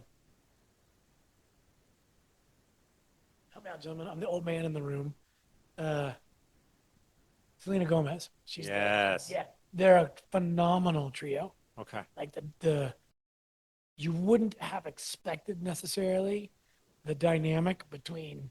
I would argue a generational gap between them. I mean, Yeah. even Marty are, Selena's grandparents' age for Right, sure. exactly. It might be a Maybe two-generational gap. great-grandparents, yeah, one never knows. I mean, my great grandparents were alive in the Civil War, so I think that's a bigger leap. Than Ooh, your great grandparents? yeah. Doing the math now. Tom's like, wait a minute. Where's my investigative budget? That's cool. Yeah, yeah. It's a worthwhile show. And Ted Lasso. I mean, if we're to bring it back to Right. To bring it back into the 2000s, Ted Lasso. Ted Lasso. That is the inspiration that we should all be I would say, yeah. emulating. Well, I mean, parts of it. Okay. It is a TV show, it's a comedy, but it's a soccer comedy. And if you are soccer savvy, there are a lot of insider soccer jokes Mm-hmm. that are worth knowing. Mm-hmm. But there's actually some really cool coaching examples in it. Mm-hmm. And those are worthwhile to build on some of what we're talking about. Hmm. And if I'm dropping resources, I also want to put a plug in for the Positive Coaching Alliance, actual organization based out of Colorado. So those of you who are listening who are intrigued by the idea of combining top level competition with top level people, top level culture, Positive Coaching Alliance is a fantastic organization. Got all kinds of great free resources as well as training. They will come and work with programs. They're sport agnostic, so it doesn't matter what sport it is that you're talking about. They take that bigger picture and have examples in a cross section of sports. So if you go on their website, you can find stuff for soccer or basketball or football or baseball or what have you. But they're all much larger picture principles Okay. that come back to you don't have to sacrifice one for the other. Right? You can be a high level, fiercely competitive athlete who's a good human being at the same time. Right? Like we don't have to sacrifice one for the other. I have a question about that because Yeah. a lot of my favorite athletes seem like really, really good people. Mm. I don't know if you're familiar with Rich Froning from CrossFit. So he's considered the GOAT of the sport. He won individually 4 times in a row, and then his team has won like 6 or 7 times since. And he still competes. He's like 34. Ancient. Yeah, and he's still lifting heavy. Yeah. But yeah, like everything about him, he has a good sense of humor. He doesn't worry about his loss, insofar as it's a loss. He's losing against someone else. It's just like reflection. He didn't give his best, those types of things. Yeah. And I was wondering, like, do you think that the drive to just want to have fun and play the game is what actually brings people to the heights of true success? And when the people that try to get there through ulterior means, like the fear of failure, praise, what people think about them, Desire to be dominant. yeah. Mm. Do you think those actually sabotage people's true success? I think they can. Like I think only Sith Lords speak in absolutes, right? Like I don't want to say there's my obscure movie reference for our cinephile. Episode 3. Yeah. I don't want to say that you can't achieve great success Yeah. being fully driven and a horrible person, because I'm sure we can come up with those examples. Yeah. And I'm sure that the psychologists, the 20 or 30 of them that are listening live right now, would say, yes, but put that person on my couch and I will show you that they are damaged, right? Like, so do I think it's a guarantee to hinder people? I don't. I mean, I think people can succeed that way, right? I think in any given field, right? Not just athletics, not just sports. You can be a horrible but driven person and go really far. And the world history is full of that, Yeah. right? Like we have horrible dictators around the world over the histories who've done incredibly ridiculous things to the world. By one measure, they are succeeding, right? Like they are achieving their goals of dominance, of political power, of whatever it is. So I'm arguing for a different series of benchmarks, a different evaluatory framework. I don't want to just work with people who want to be excellent soccer players. I want that to be part of what they want to do. Yeah. I want to also have them be motivated to be great teammates, become great people. And I think, some of the numbers you were sharing earlier, Jonathan, even in something like baseball, which has teams with a big roster, right? Football has teams with a big roster. Still in the U.S., a couple of thousand people that ever go pro, right? It's what, 2,000 maybe in some given sport? Soccer's probably less than that. If that's your end goal, then what? And for everyone else that really loves the game, I love the game. I've loved the game for almost a half a century. I don't think I loved it until I was maybe 5 or 6. So the half century mark is coming right up. I'm not a pro player. I wanted to be, and then recalibrated and realized it wasn't going to happen. I can still love the game. If the only reason to love the game is to make it to this elite few 2,000 people, then it's not a game worth playing. But if instead we can say, listen, here in Wyoming, not a deep pool of players, right? At my daughter's level, if I'm looking just at the elite Wyoming players who were born in the year 2009, maybe 2 dozen, Mm-hmm. probably fewer than that. If we're really pushing to elite, like there's some good players here, but of the 2009s, there are maybe 8 or 10 who are legitimately wishing for and potentially able to play at, let's say, a collegiate level, whatever level, D1, 2, 3. In the soccer world, the differences between D1 and 3 are not significant. Small number, right? Yeah. But there are more kids that enjoy soccer, that want to play soccer, that want to get better at it because getting better at it is rewarding in and of itself.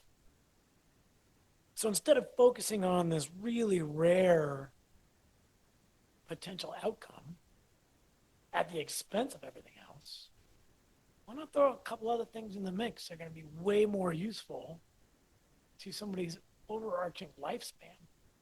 Right? Like if you can learn how to be a good teammate on the soccer field, you're going to work well with somebody as part of a realtor team, right? You're going to work well with somebody sitting around a table working on a podcast. You're going to work well with your neighborhood when you got to figure out who's in charge of repaving the roads because the county's not doing, like, you're learning a different set of skills. You're going to learn how to navigate success and failure, both of which require navigation.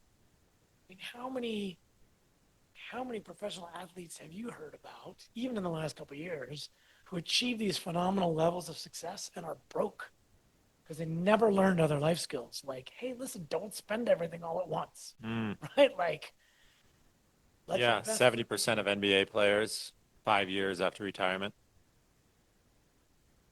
They're hurting for money again. You're like, 70% that's, within 5 years.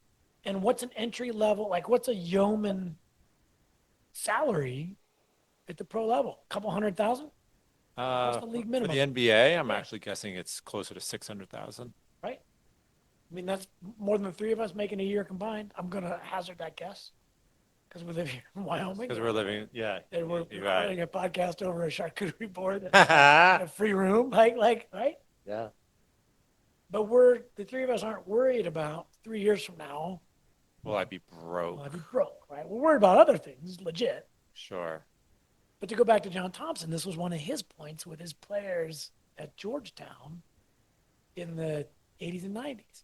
Listen, basketball's going to take you places, open doors for you, but it's not forever, right? Professional athletes have an expiration date that's way earlier than an accountant's expiration date, right?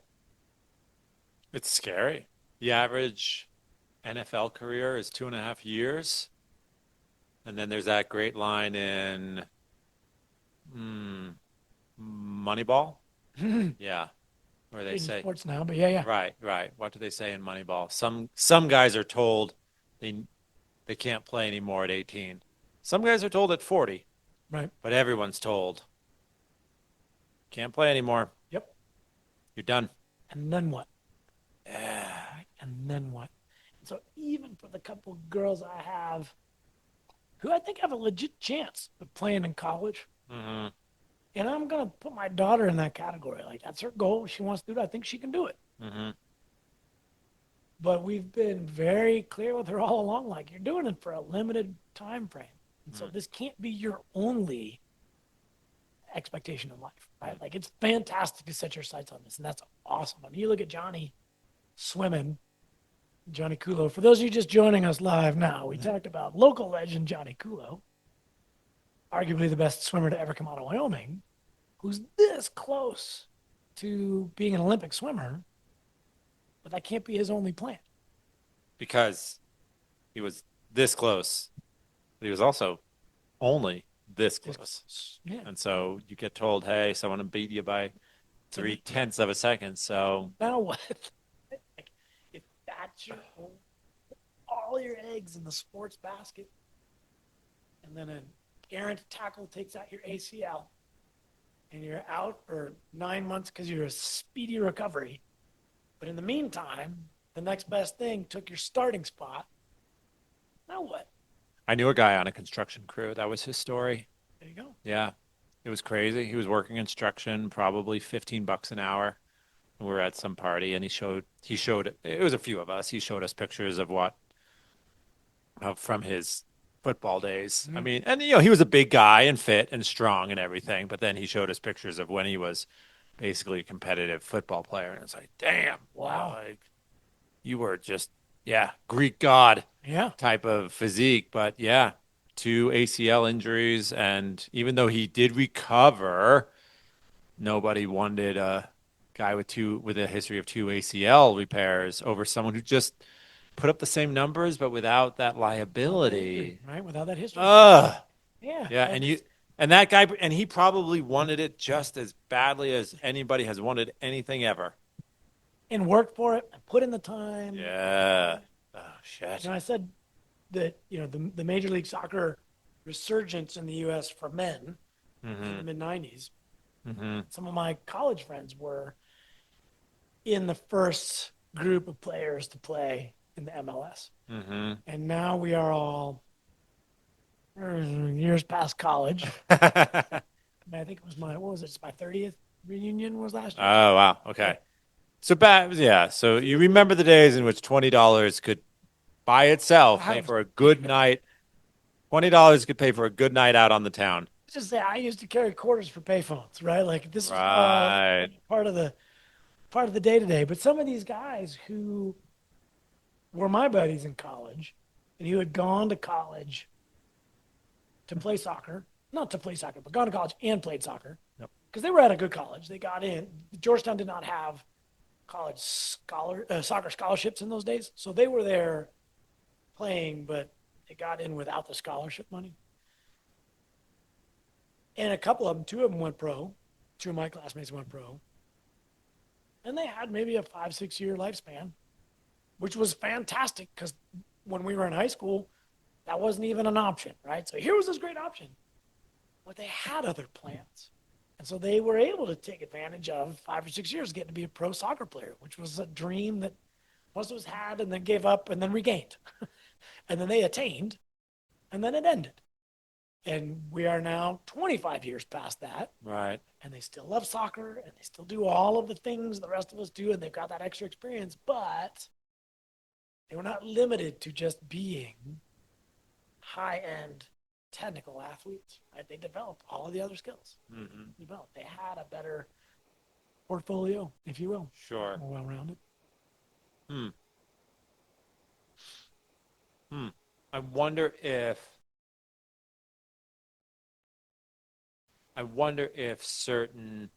certain cultures of coaching basically tell players that this is what you're good at, this is all you have. Oh, I'm sure. and they think they need to tell players that in order to get them to the highest levels. I'm sure that's the case, right? Okay. I'm sure that, and I've experienced this, right? That there are coaches, players, families, systems that embrace this very narrow target. Mm-hmm. Your goal is to be a pro X. You need to master X. And there's validity in that. And I think my goal is to broaden that. Mm. Say your goal is to be a pro X. Let's work at pro X. But it doesn't mean we have to ignore Y and Z. Right? Like we have the capacity to do that. Mm. And the advantage to increasing our capacity overall is it allows us to be more resilient should that curveball, should things go sideways, should the injury pop up, should the next genomorphic phenomenon shows up, right? You're like, you were the And greatest dethrones player. you. Yeah, exactly. Yeah. Like, now there's an 8-foot kid that just showed up. You're like, what? I was 7.5 feet. Like, you can't change that. And that kid's 8, and I'm sorry, right? Like, now what? Right. Right? And so I think I've always felt that that's what Derek Jeter was able to do both before, during, and after his career. That, I mean, who was considered his close peer, Alex Rodriguez, right. right? I mean, Jeter somehow was able to just transition from best of the best to, yeah, I'm retired. My life is basically private now. Now I've got kids. I've got these business ventures, but I'm out of baseball Right. and I'm on to something else that's productive and happy and healthy. Whereas Rodriguez, man, he struggled. Yeah. Right. Because he didn't have the diversification of his portfolio, like to Mm-hmm. play out like our mixed metaphors. Mm-hmm. It's that. I mean, I'll bring it all the way back around to what I started with. Like, I view my role with these kids as I have the opportunity to build better people. Mm-hmm. Soccer happens to be my medium, Mm-hmm. right? Like if I had them On a Rocky Mountain scores, yeah. I'd teach them a different way. If I had them in the field, I'd be teaching them a different way. But this group of kids, soccer. Mm-hmm. I happen to have that knowledge base. I can help them become better technically proficient players. But I can also help them in these other areas. And we've been really transparent with that with players, with parents for years, and it's second nature to them now. Mm-hmm. And what's really cool, I mentioned that my roster is always changing. I've got a pool of maybe 40 kids that are on my contact list from predominantly around Wyoming. I got a couple out of Idaho, a couple I sometimes reach out to from Montana or South Dakota, but largely Wyoming. I'm like, yeah, we're going to go to this location for a college showcase. Who's interested? And I'll get 17 kids and their families like, yep, we can make this happen. Let's do it. Fantastic. And so maybe 12 of them have played together a bunch, and then maybe 5 or 6 of them have only peripherally shown up because of whatever else they're doing. And the girls are so amazing at incorporating all of these things we've been talking about directly with the new players. We went, I mentioned this earlier, we were in North Carolina 2 weekends ago. Right? We went to this is probably, maybe they'll send us some funding, but the visitraleigh.com Girls College Showcase. Click on the donate to the Green Dragon link right from it. Right. I'm sorry, that link doesn't exist yet. But we went to Raleigh for this tournament, and I only had, what did I have? I had 12 girls from Wyoming were going to come.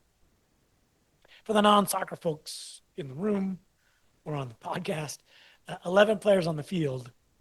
You'd like to have probably 14 or 15 total, so you've got a bench to go to when people are tired or injured or whatnot. I only had 12. Most of these tournaments will have a guest player pool where you have players who want to play but whose teams are not coming. So they go, great, I'll be in the guest player pool. I'll play whoever wants some people. So I picked up Striker for hire. exactly. It's a mercenary. I'm a mercenary soccer player. I often joke about being a mercenary coach. I'll coach anywhere somebody wants me to go Right. coach. I think I've coached for 5 clubs in Wyoming. Somebody this week, I'm like, I'll do it. That sounds great. And so I had a girl from Virginia. I had a girl from North Carolina. Picked up a girl I didn't know, but who knew some of us from Idaho. So it's 3 guests show up. And the Idaho girl I kind of knew was going to be a shoo-in. She was a good friend of a girl who plays with us already. I knew nothing about the girl from North Carolina and the girl from Virginia, other than they wanted to play at this event. My team knew nothing about these 2 girls. So we did a video call. We tried to do a video call every other weekend just to keep the culture. We can work on that even at distances. We had them, we invited them, they showed up. The girls run most of our meetings. I try to manage it, right? I feel like I'm more of a manager in a lot of cases than a coach. Okay. In this case, I'm managing, right? I'm sort of emceeing, I'm putting the questions out, and they're talking to each other. And then when we get to an event, as I said, I don't do a ton of coaching at the event, right? It's the girls are going to run their own warm-ups.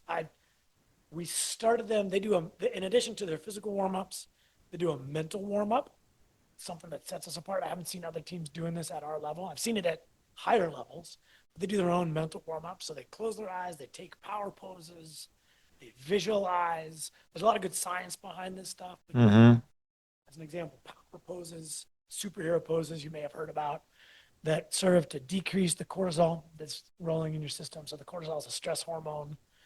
They serve to increase,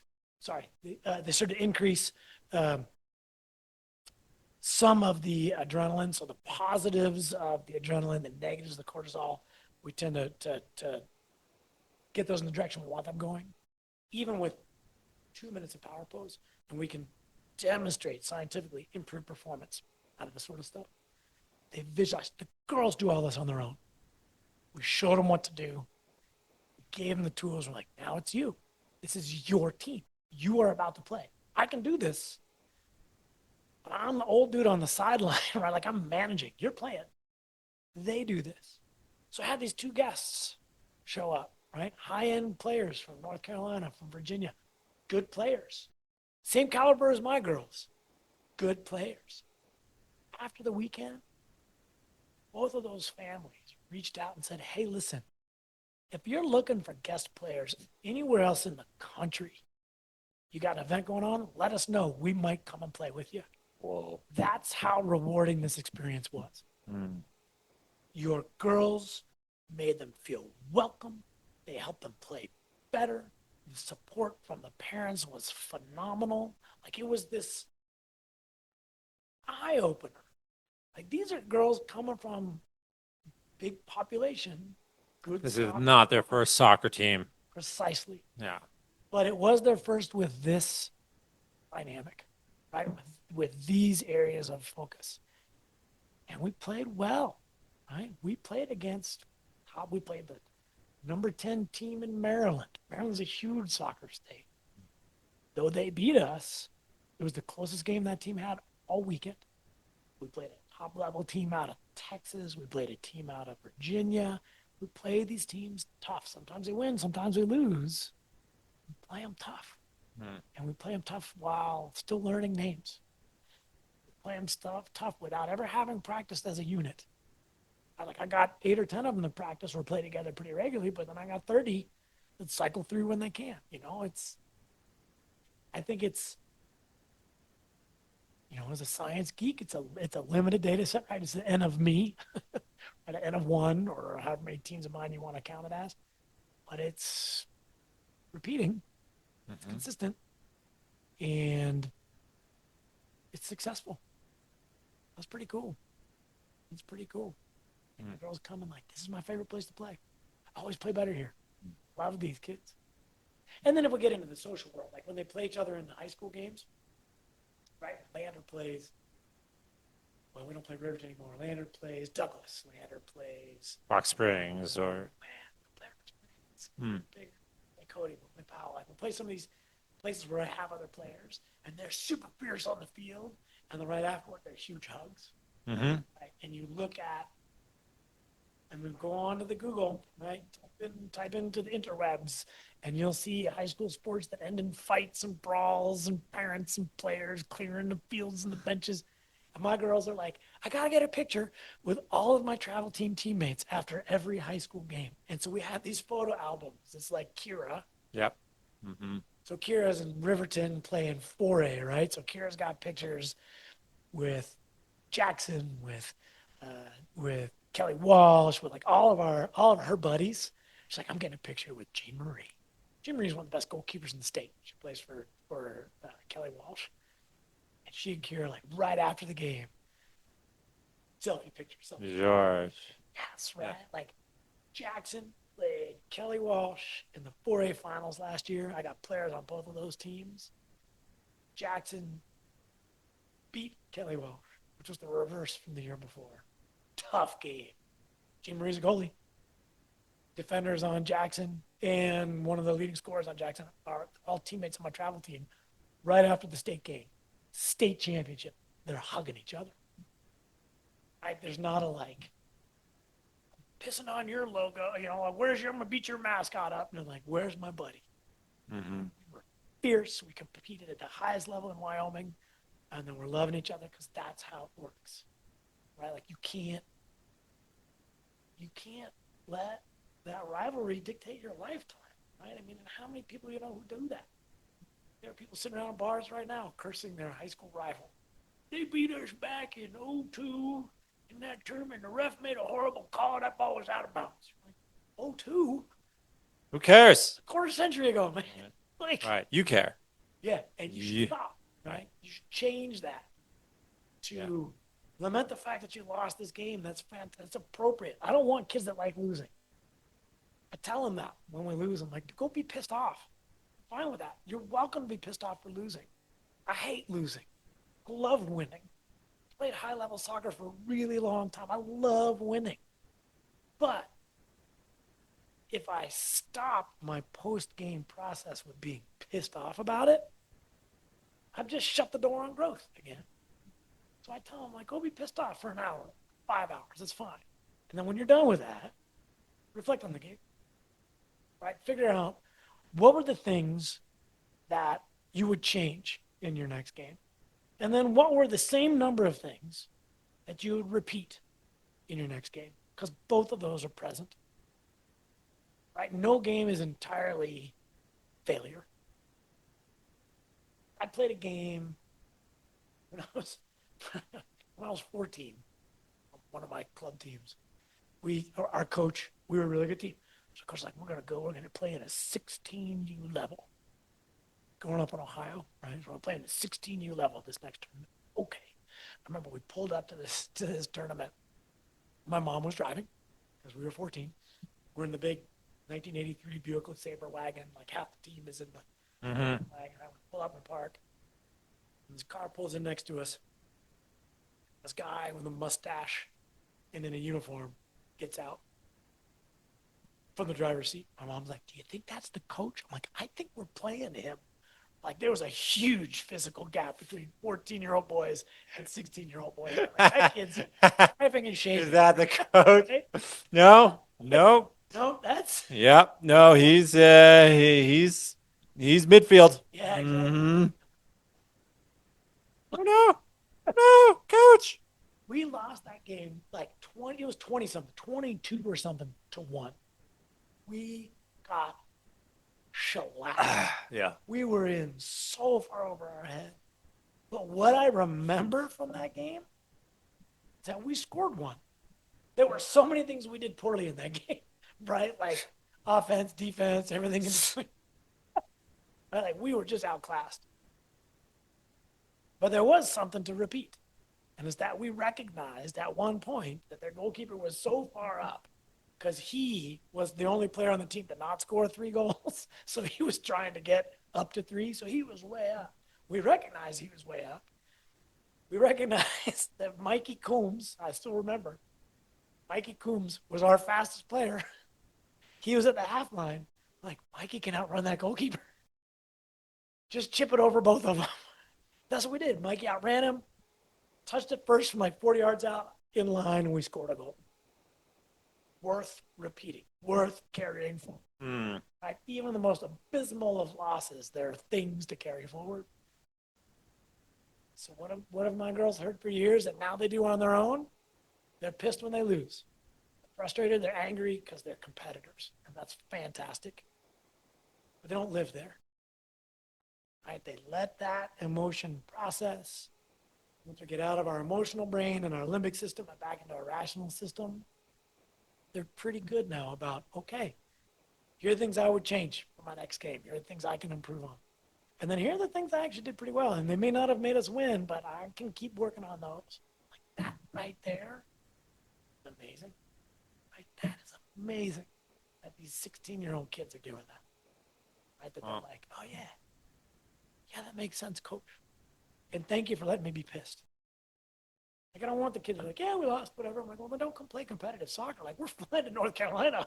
Right. I'm not doing that just to lose. Yeah. And yeah, Right. I'm gonna lose, and I'm gonna put us in, because I also don't want us winning like 18-0. Nobody benefits from that. Right. I'm going to put you in environments in which you're going to be at the limits of your competency. I mean, I'm gonna be a little geeky right now, but there's one of my other jobs. I have a few jobs. Is I work with an organization called Responder Alliance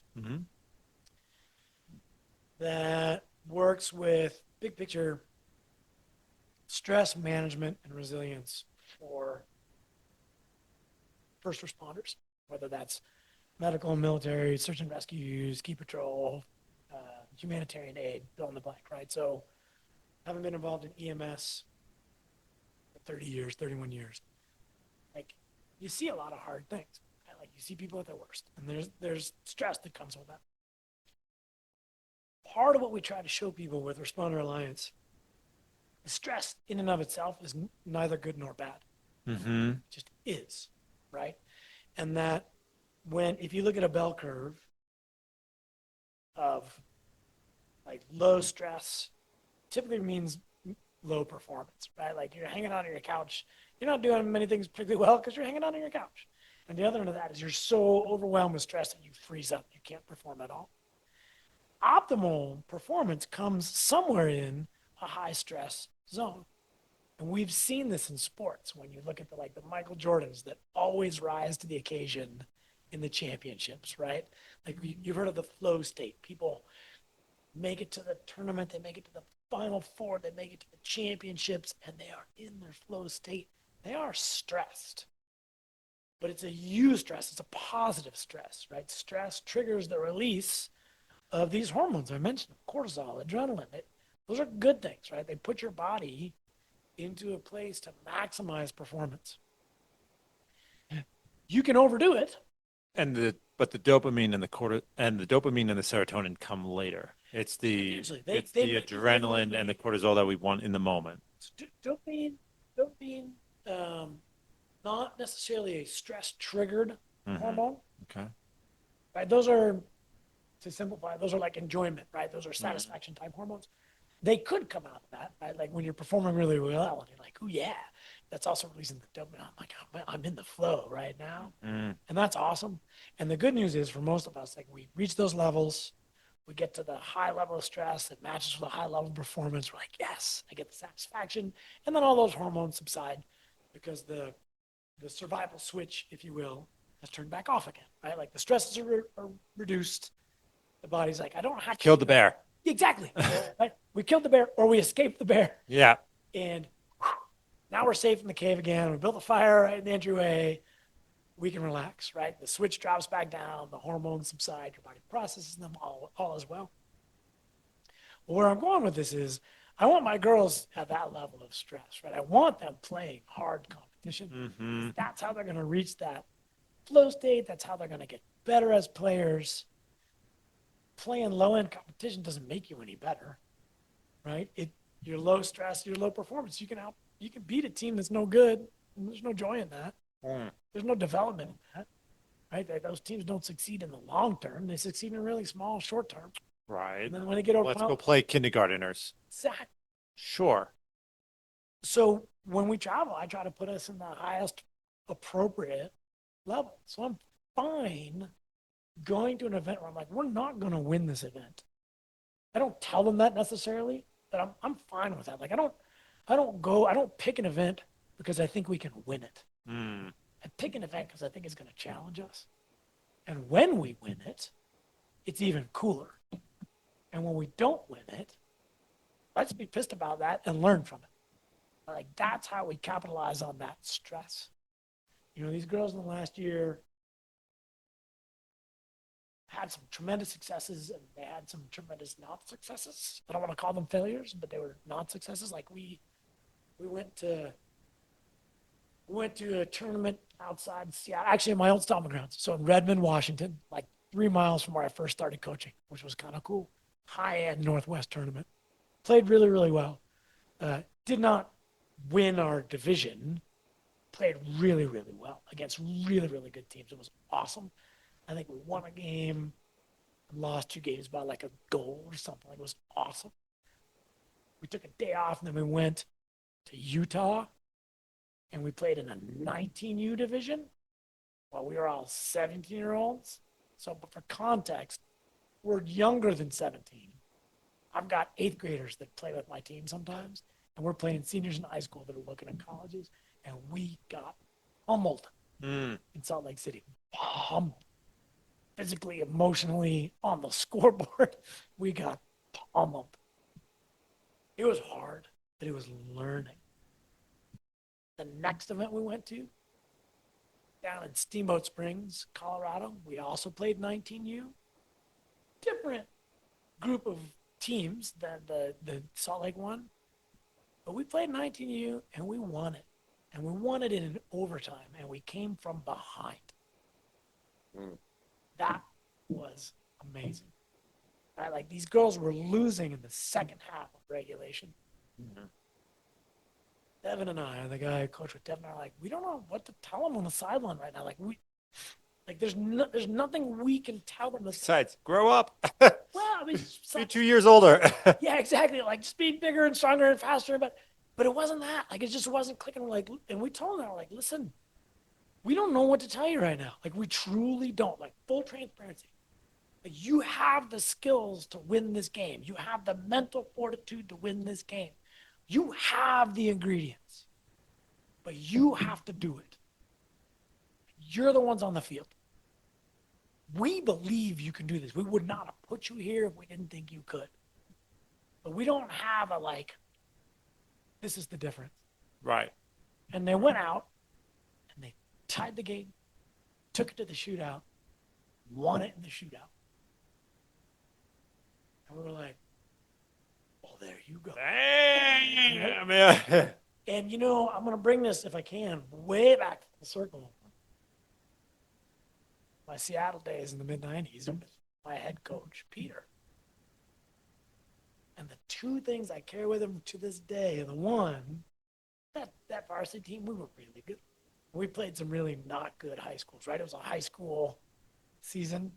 And Peter's approach, whenever we were up by 4 or more goals at halftime, his approach in the second half was to play fewer players on the field.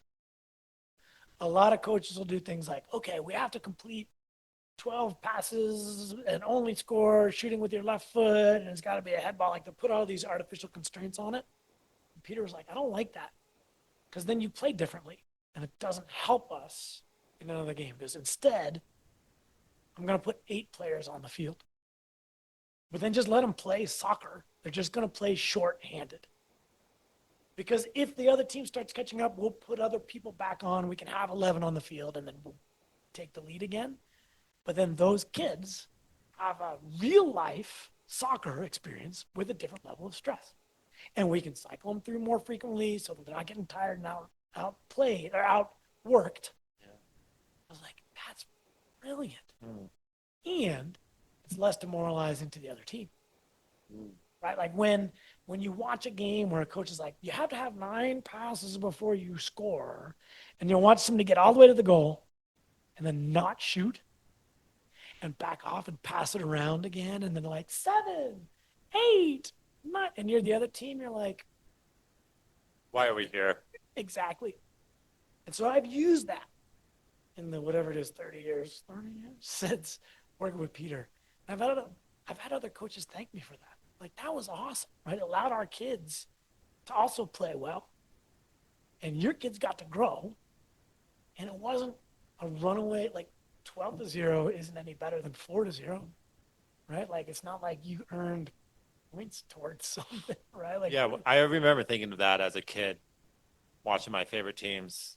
Think, they'd win 8-4, right? yeah, Like, man, couldn't we put those at points in a point bank yeah, right. to, Keep them for to the use later when we're losing, right?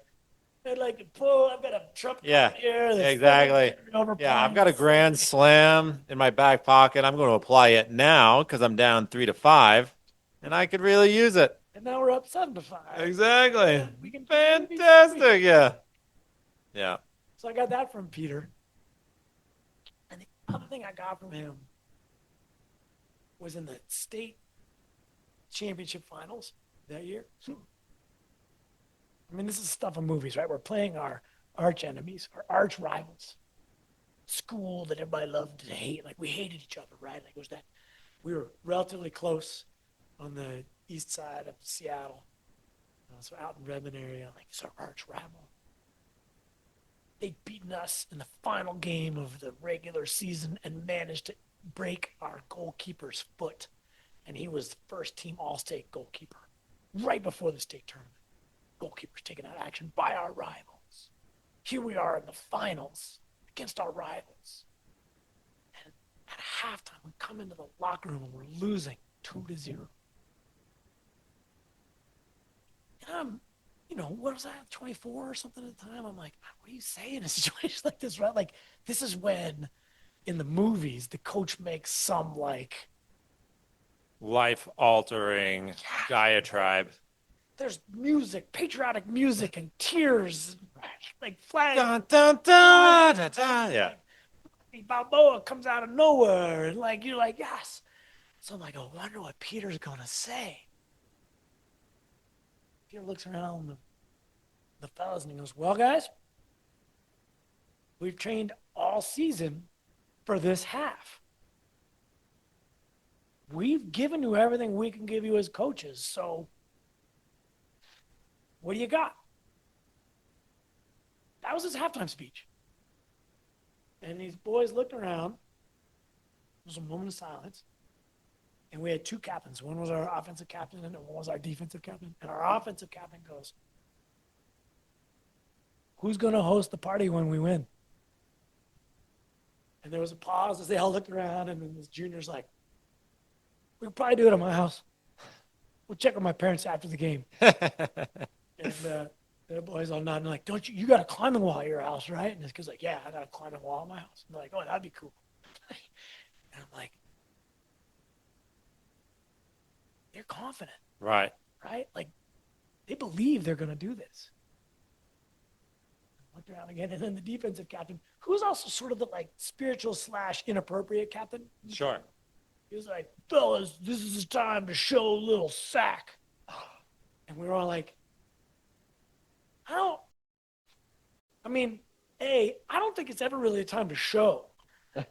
Like, I understand kind of what you're getting at, but like, it's not a good phrasing. And B, that's what you want. And they're all looked at him and they're like, yeah, okay. Yeah. And they're like, that was it. We're like, okay, halftime talk, done. Like, they hit all the key points, right? Like, somebody said something that was a rah-rah, but it was like a one sentence. Somebody just expressed the complete confidence in their teammates that even though we're losing by 2 goals in a soccer game, which is an already low-scoring game against our arch rivals who did beat us once already, we were still going to win this in the waning moments of this season. And they were like, yeah, all right, let's do that. And then they went out and they tied it in the second half. The captain who said, what are we going to do when we win, scores both of those goals. We go into overtime. And in those days, we did 2 10-minute overtimes with a golden goal. Are you familiar with the golden goal? So it's a next goal wins thing. It's like if something goes in the goal, game ends right then. It's over. As opposed to sudden death. Yeah, it's a sudden death. And Washington was experimenting, a very limited time frame, with in these golden goal windows, the goalkeepers were on the field, but they couldn't use their hands. Like, oh, so it's 11v11 with no goalies, basically. And if a ball goes in, you win. So, like, totally bizarre way to. Sure. And we won it in the second of the overtime periods. And it was one of the, and I've carried that forward to this day. I'm like, when push came to shove, in arguably the highest stakes moment those boys had ever seen, what did Peter do? He was like, this is you, right? Like, I'm a coach. Everything I tell you builds up to game time. But at game time, it's you. I can say whatever I want to say and be rah-rah and let's get them and just pumping and bullhorn blaring, but it's the kids that are going to do it. Mm-hmm. And I think the pieces, in hindsight, I think the pieces that it really showed were he had faith in those kids because we'd worked with him that whole season. And he wasn't going to tell them something wasn't true. He wasn't going to set them up with some rah-rah that he couldn't control, right? He's like, I'm putting you on the field. You're the ones that are going to do this. So what do you want to say to each other? This is your team. Now go do it. And I think in hindsight, I'm like, yeah, that's exactly what it's all about. And as my girls that I've been working with for the last 5 or 6 years have gotten older and their soccer IQ has increased, and they understand the game more, and they understand each other more, Devin and I do less and less. We manage at a game. Bring them in at halftime. Like, here are the 3 things that I'm observing that I think will help you in the second half. Devin, what do you got? I'm like, ladies, what do you have? And then they talk to each other. And then we confirm, or maybe we translate, or maybe we rephrase, and then we put them back out there. And it's amazing. They believe in themselves and each other. And it's huge. It's huge. Those women are going to be leading us. They're going to be leading this world in 10 years, right? Sure. And if at some point they look back and they go, soccer was a part of that. Then And you it know helped, that right? the goal has been achieved. Better humans. Soccer's the vehicle. Mm-hmm. How are we doing on time? What's your max? I mean, we only got to one of the 6 topics that I sent in this. Well, that you two that I theoretically sent in this email. Did you see it? No, that's the weird thing is I looked on my email and it doesn't pop up. But you got it. Got it. At least that's the story that you're willing to tell. 3 more horses. Yeah. You didn't get that email. All right. You didn't get that. You didn't get that email.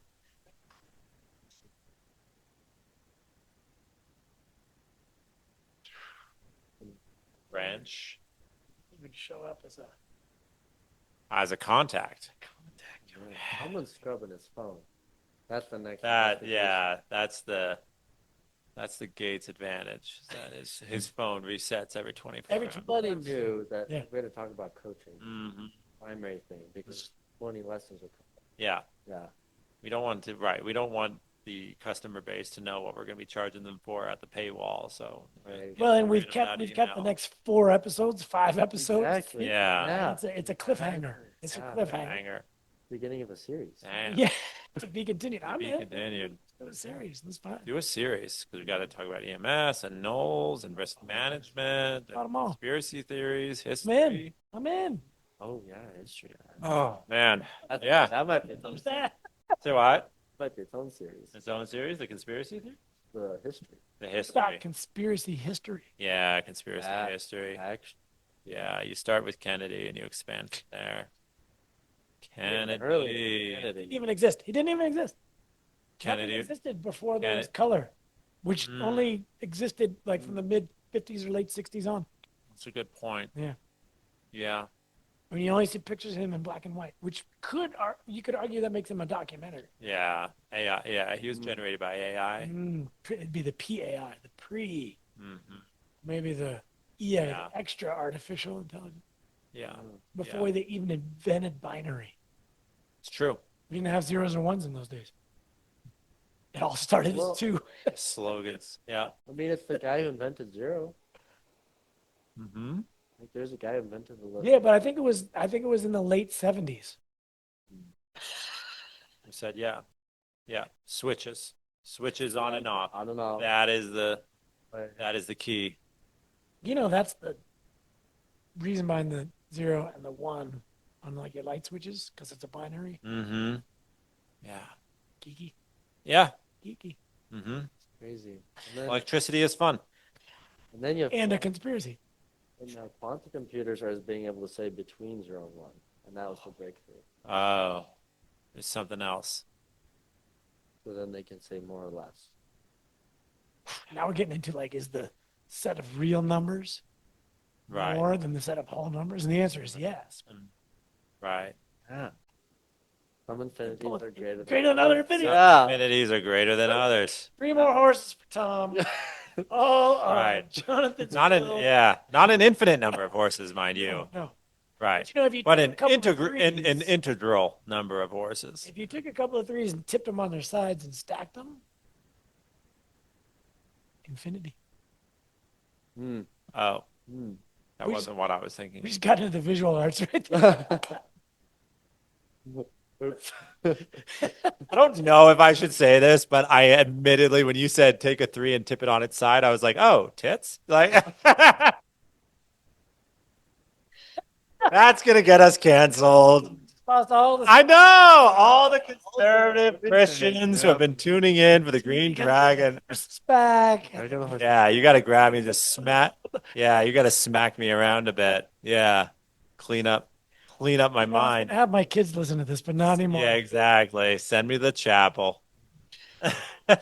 3 Hail Marys. 3 helmet. No, not 3. Not 3. No. I go over. Why? Right, I got to reform. Husband has to fit the I got to cover. reform 3 in my mind. Keep 3 upright, as they say. Yeah. Yeah, exactly. All right, that's the name of the podcast. Keep Upright 3. Yeah, keep 3 upright. He's really limited inside joke. Limited to literally 3. the 3 of us. Oh my, this is fun. This is fun. Why are we out of time? Shoot. What is the time limit? I don't It's 10:20. I mean, are we out of time? Well, I did have something. My roommate's leaving tomorrow, so there's a going away party. Oh, yeah, we got it. All right. Yeah. Horses. straight in Right over to the going away party. Yeah. ponies. Come on. Yeah. Okay. All right. Well, that just means we'll have to set this up as this is part 1 of a series. Yeah. Okay. I mean, look, there's a bottle of whiskey. There's a bottle of whiskey. We'll just leave the bottle of whiskey here in the rats room. It'll be gone. What if we hide it? I There's don't. no hiding. There's no hiding spot for the Knowles insiders, man. Oh, no, I can show you where I hid whiskey for years. You want hiding spots? I got them. Dude, we should totally do All that. right, we'll do it. We'll Okay, get. We'll have do to it. hang All out. right. Something. All right. So for all you listening, we're gonna There's go. no hiding in the no. We're gonna go hide this bottle of whiskey We're not. in the Noble. Whiskey in the no. We're not. There's no whiskey in. Don't go looking for it. There's not 3 bottles. And there's not 3. So, but what there is a promise for a future episode. These are not the droids Yeah. you're looking for. Right? Pull off. Yeah, exactly. These are not the cocktails you're looking for. Move So, along. yeah. But what we can guarantee is that there'll be an iteration of this podcast. Yeah, it's a ton of fun, man. Super fun. Yeah, I mean, yeah, of the 6 topics, we got to 1, but I mean, it just went on with insight after insight. So I appreciate you sharing them. Play. Super fun. This is great. All right, we'll do it again. Thanks. Much. So keep it, Exactly. keep it coming. Yeah, exactly. Perfect. My family thanks you. Right. We got him out of the house for a night. And he's Yeah, right. This episode is sponsored by the Richards family, who wants a break. click here to donate. Click here to donate. Whew.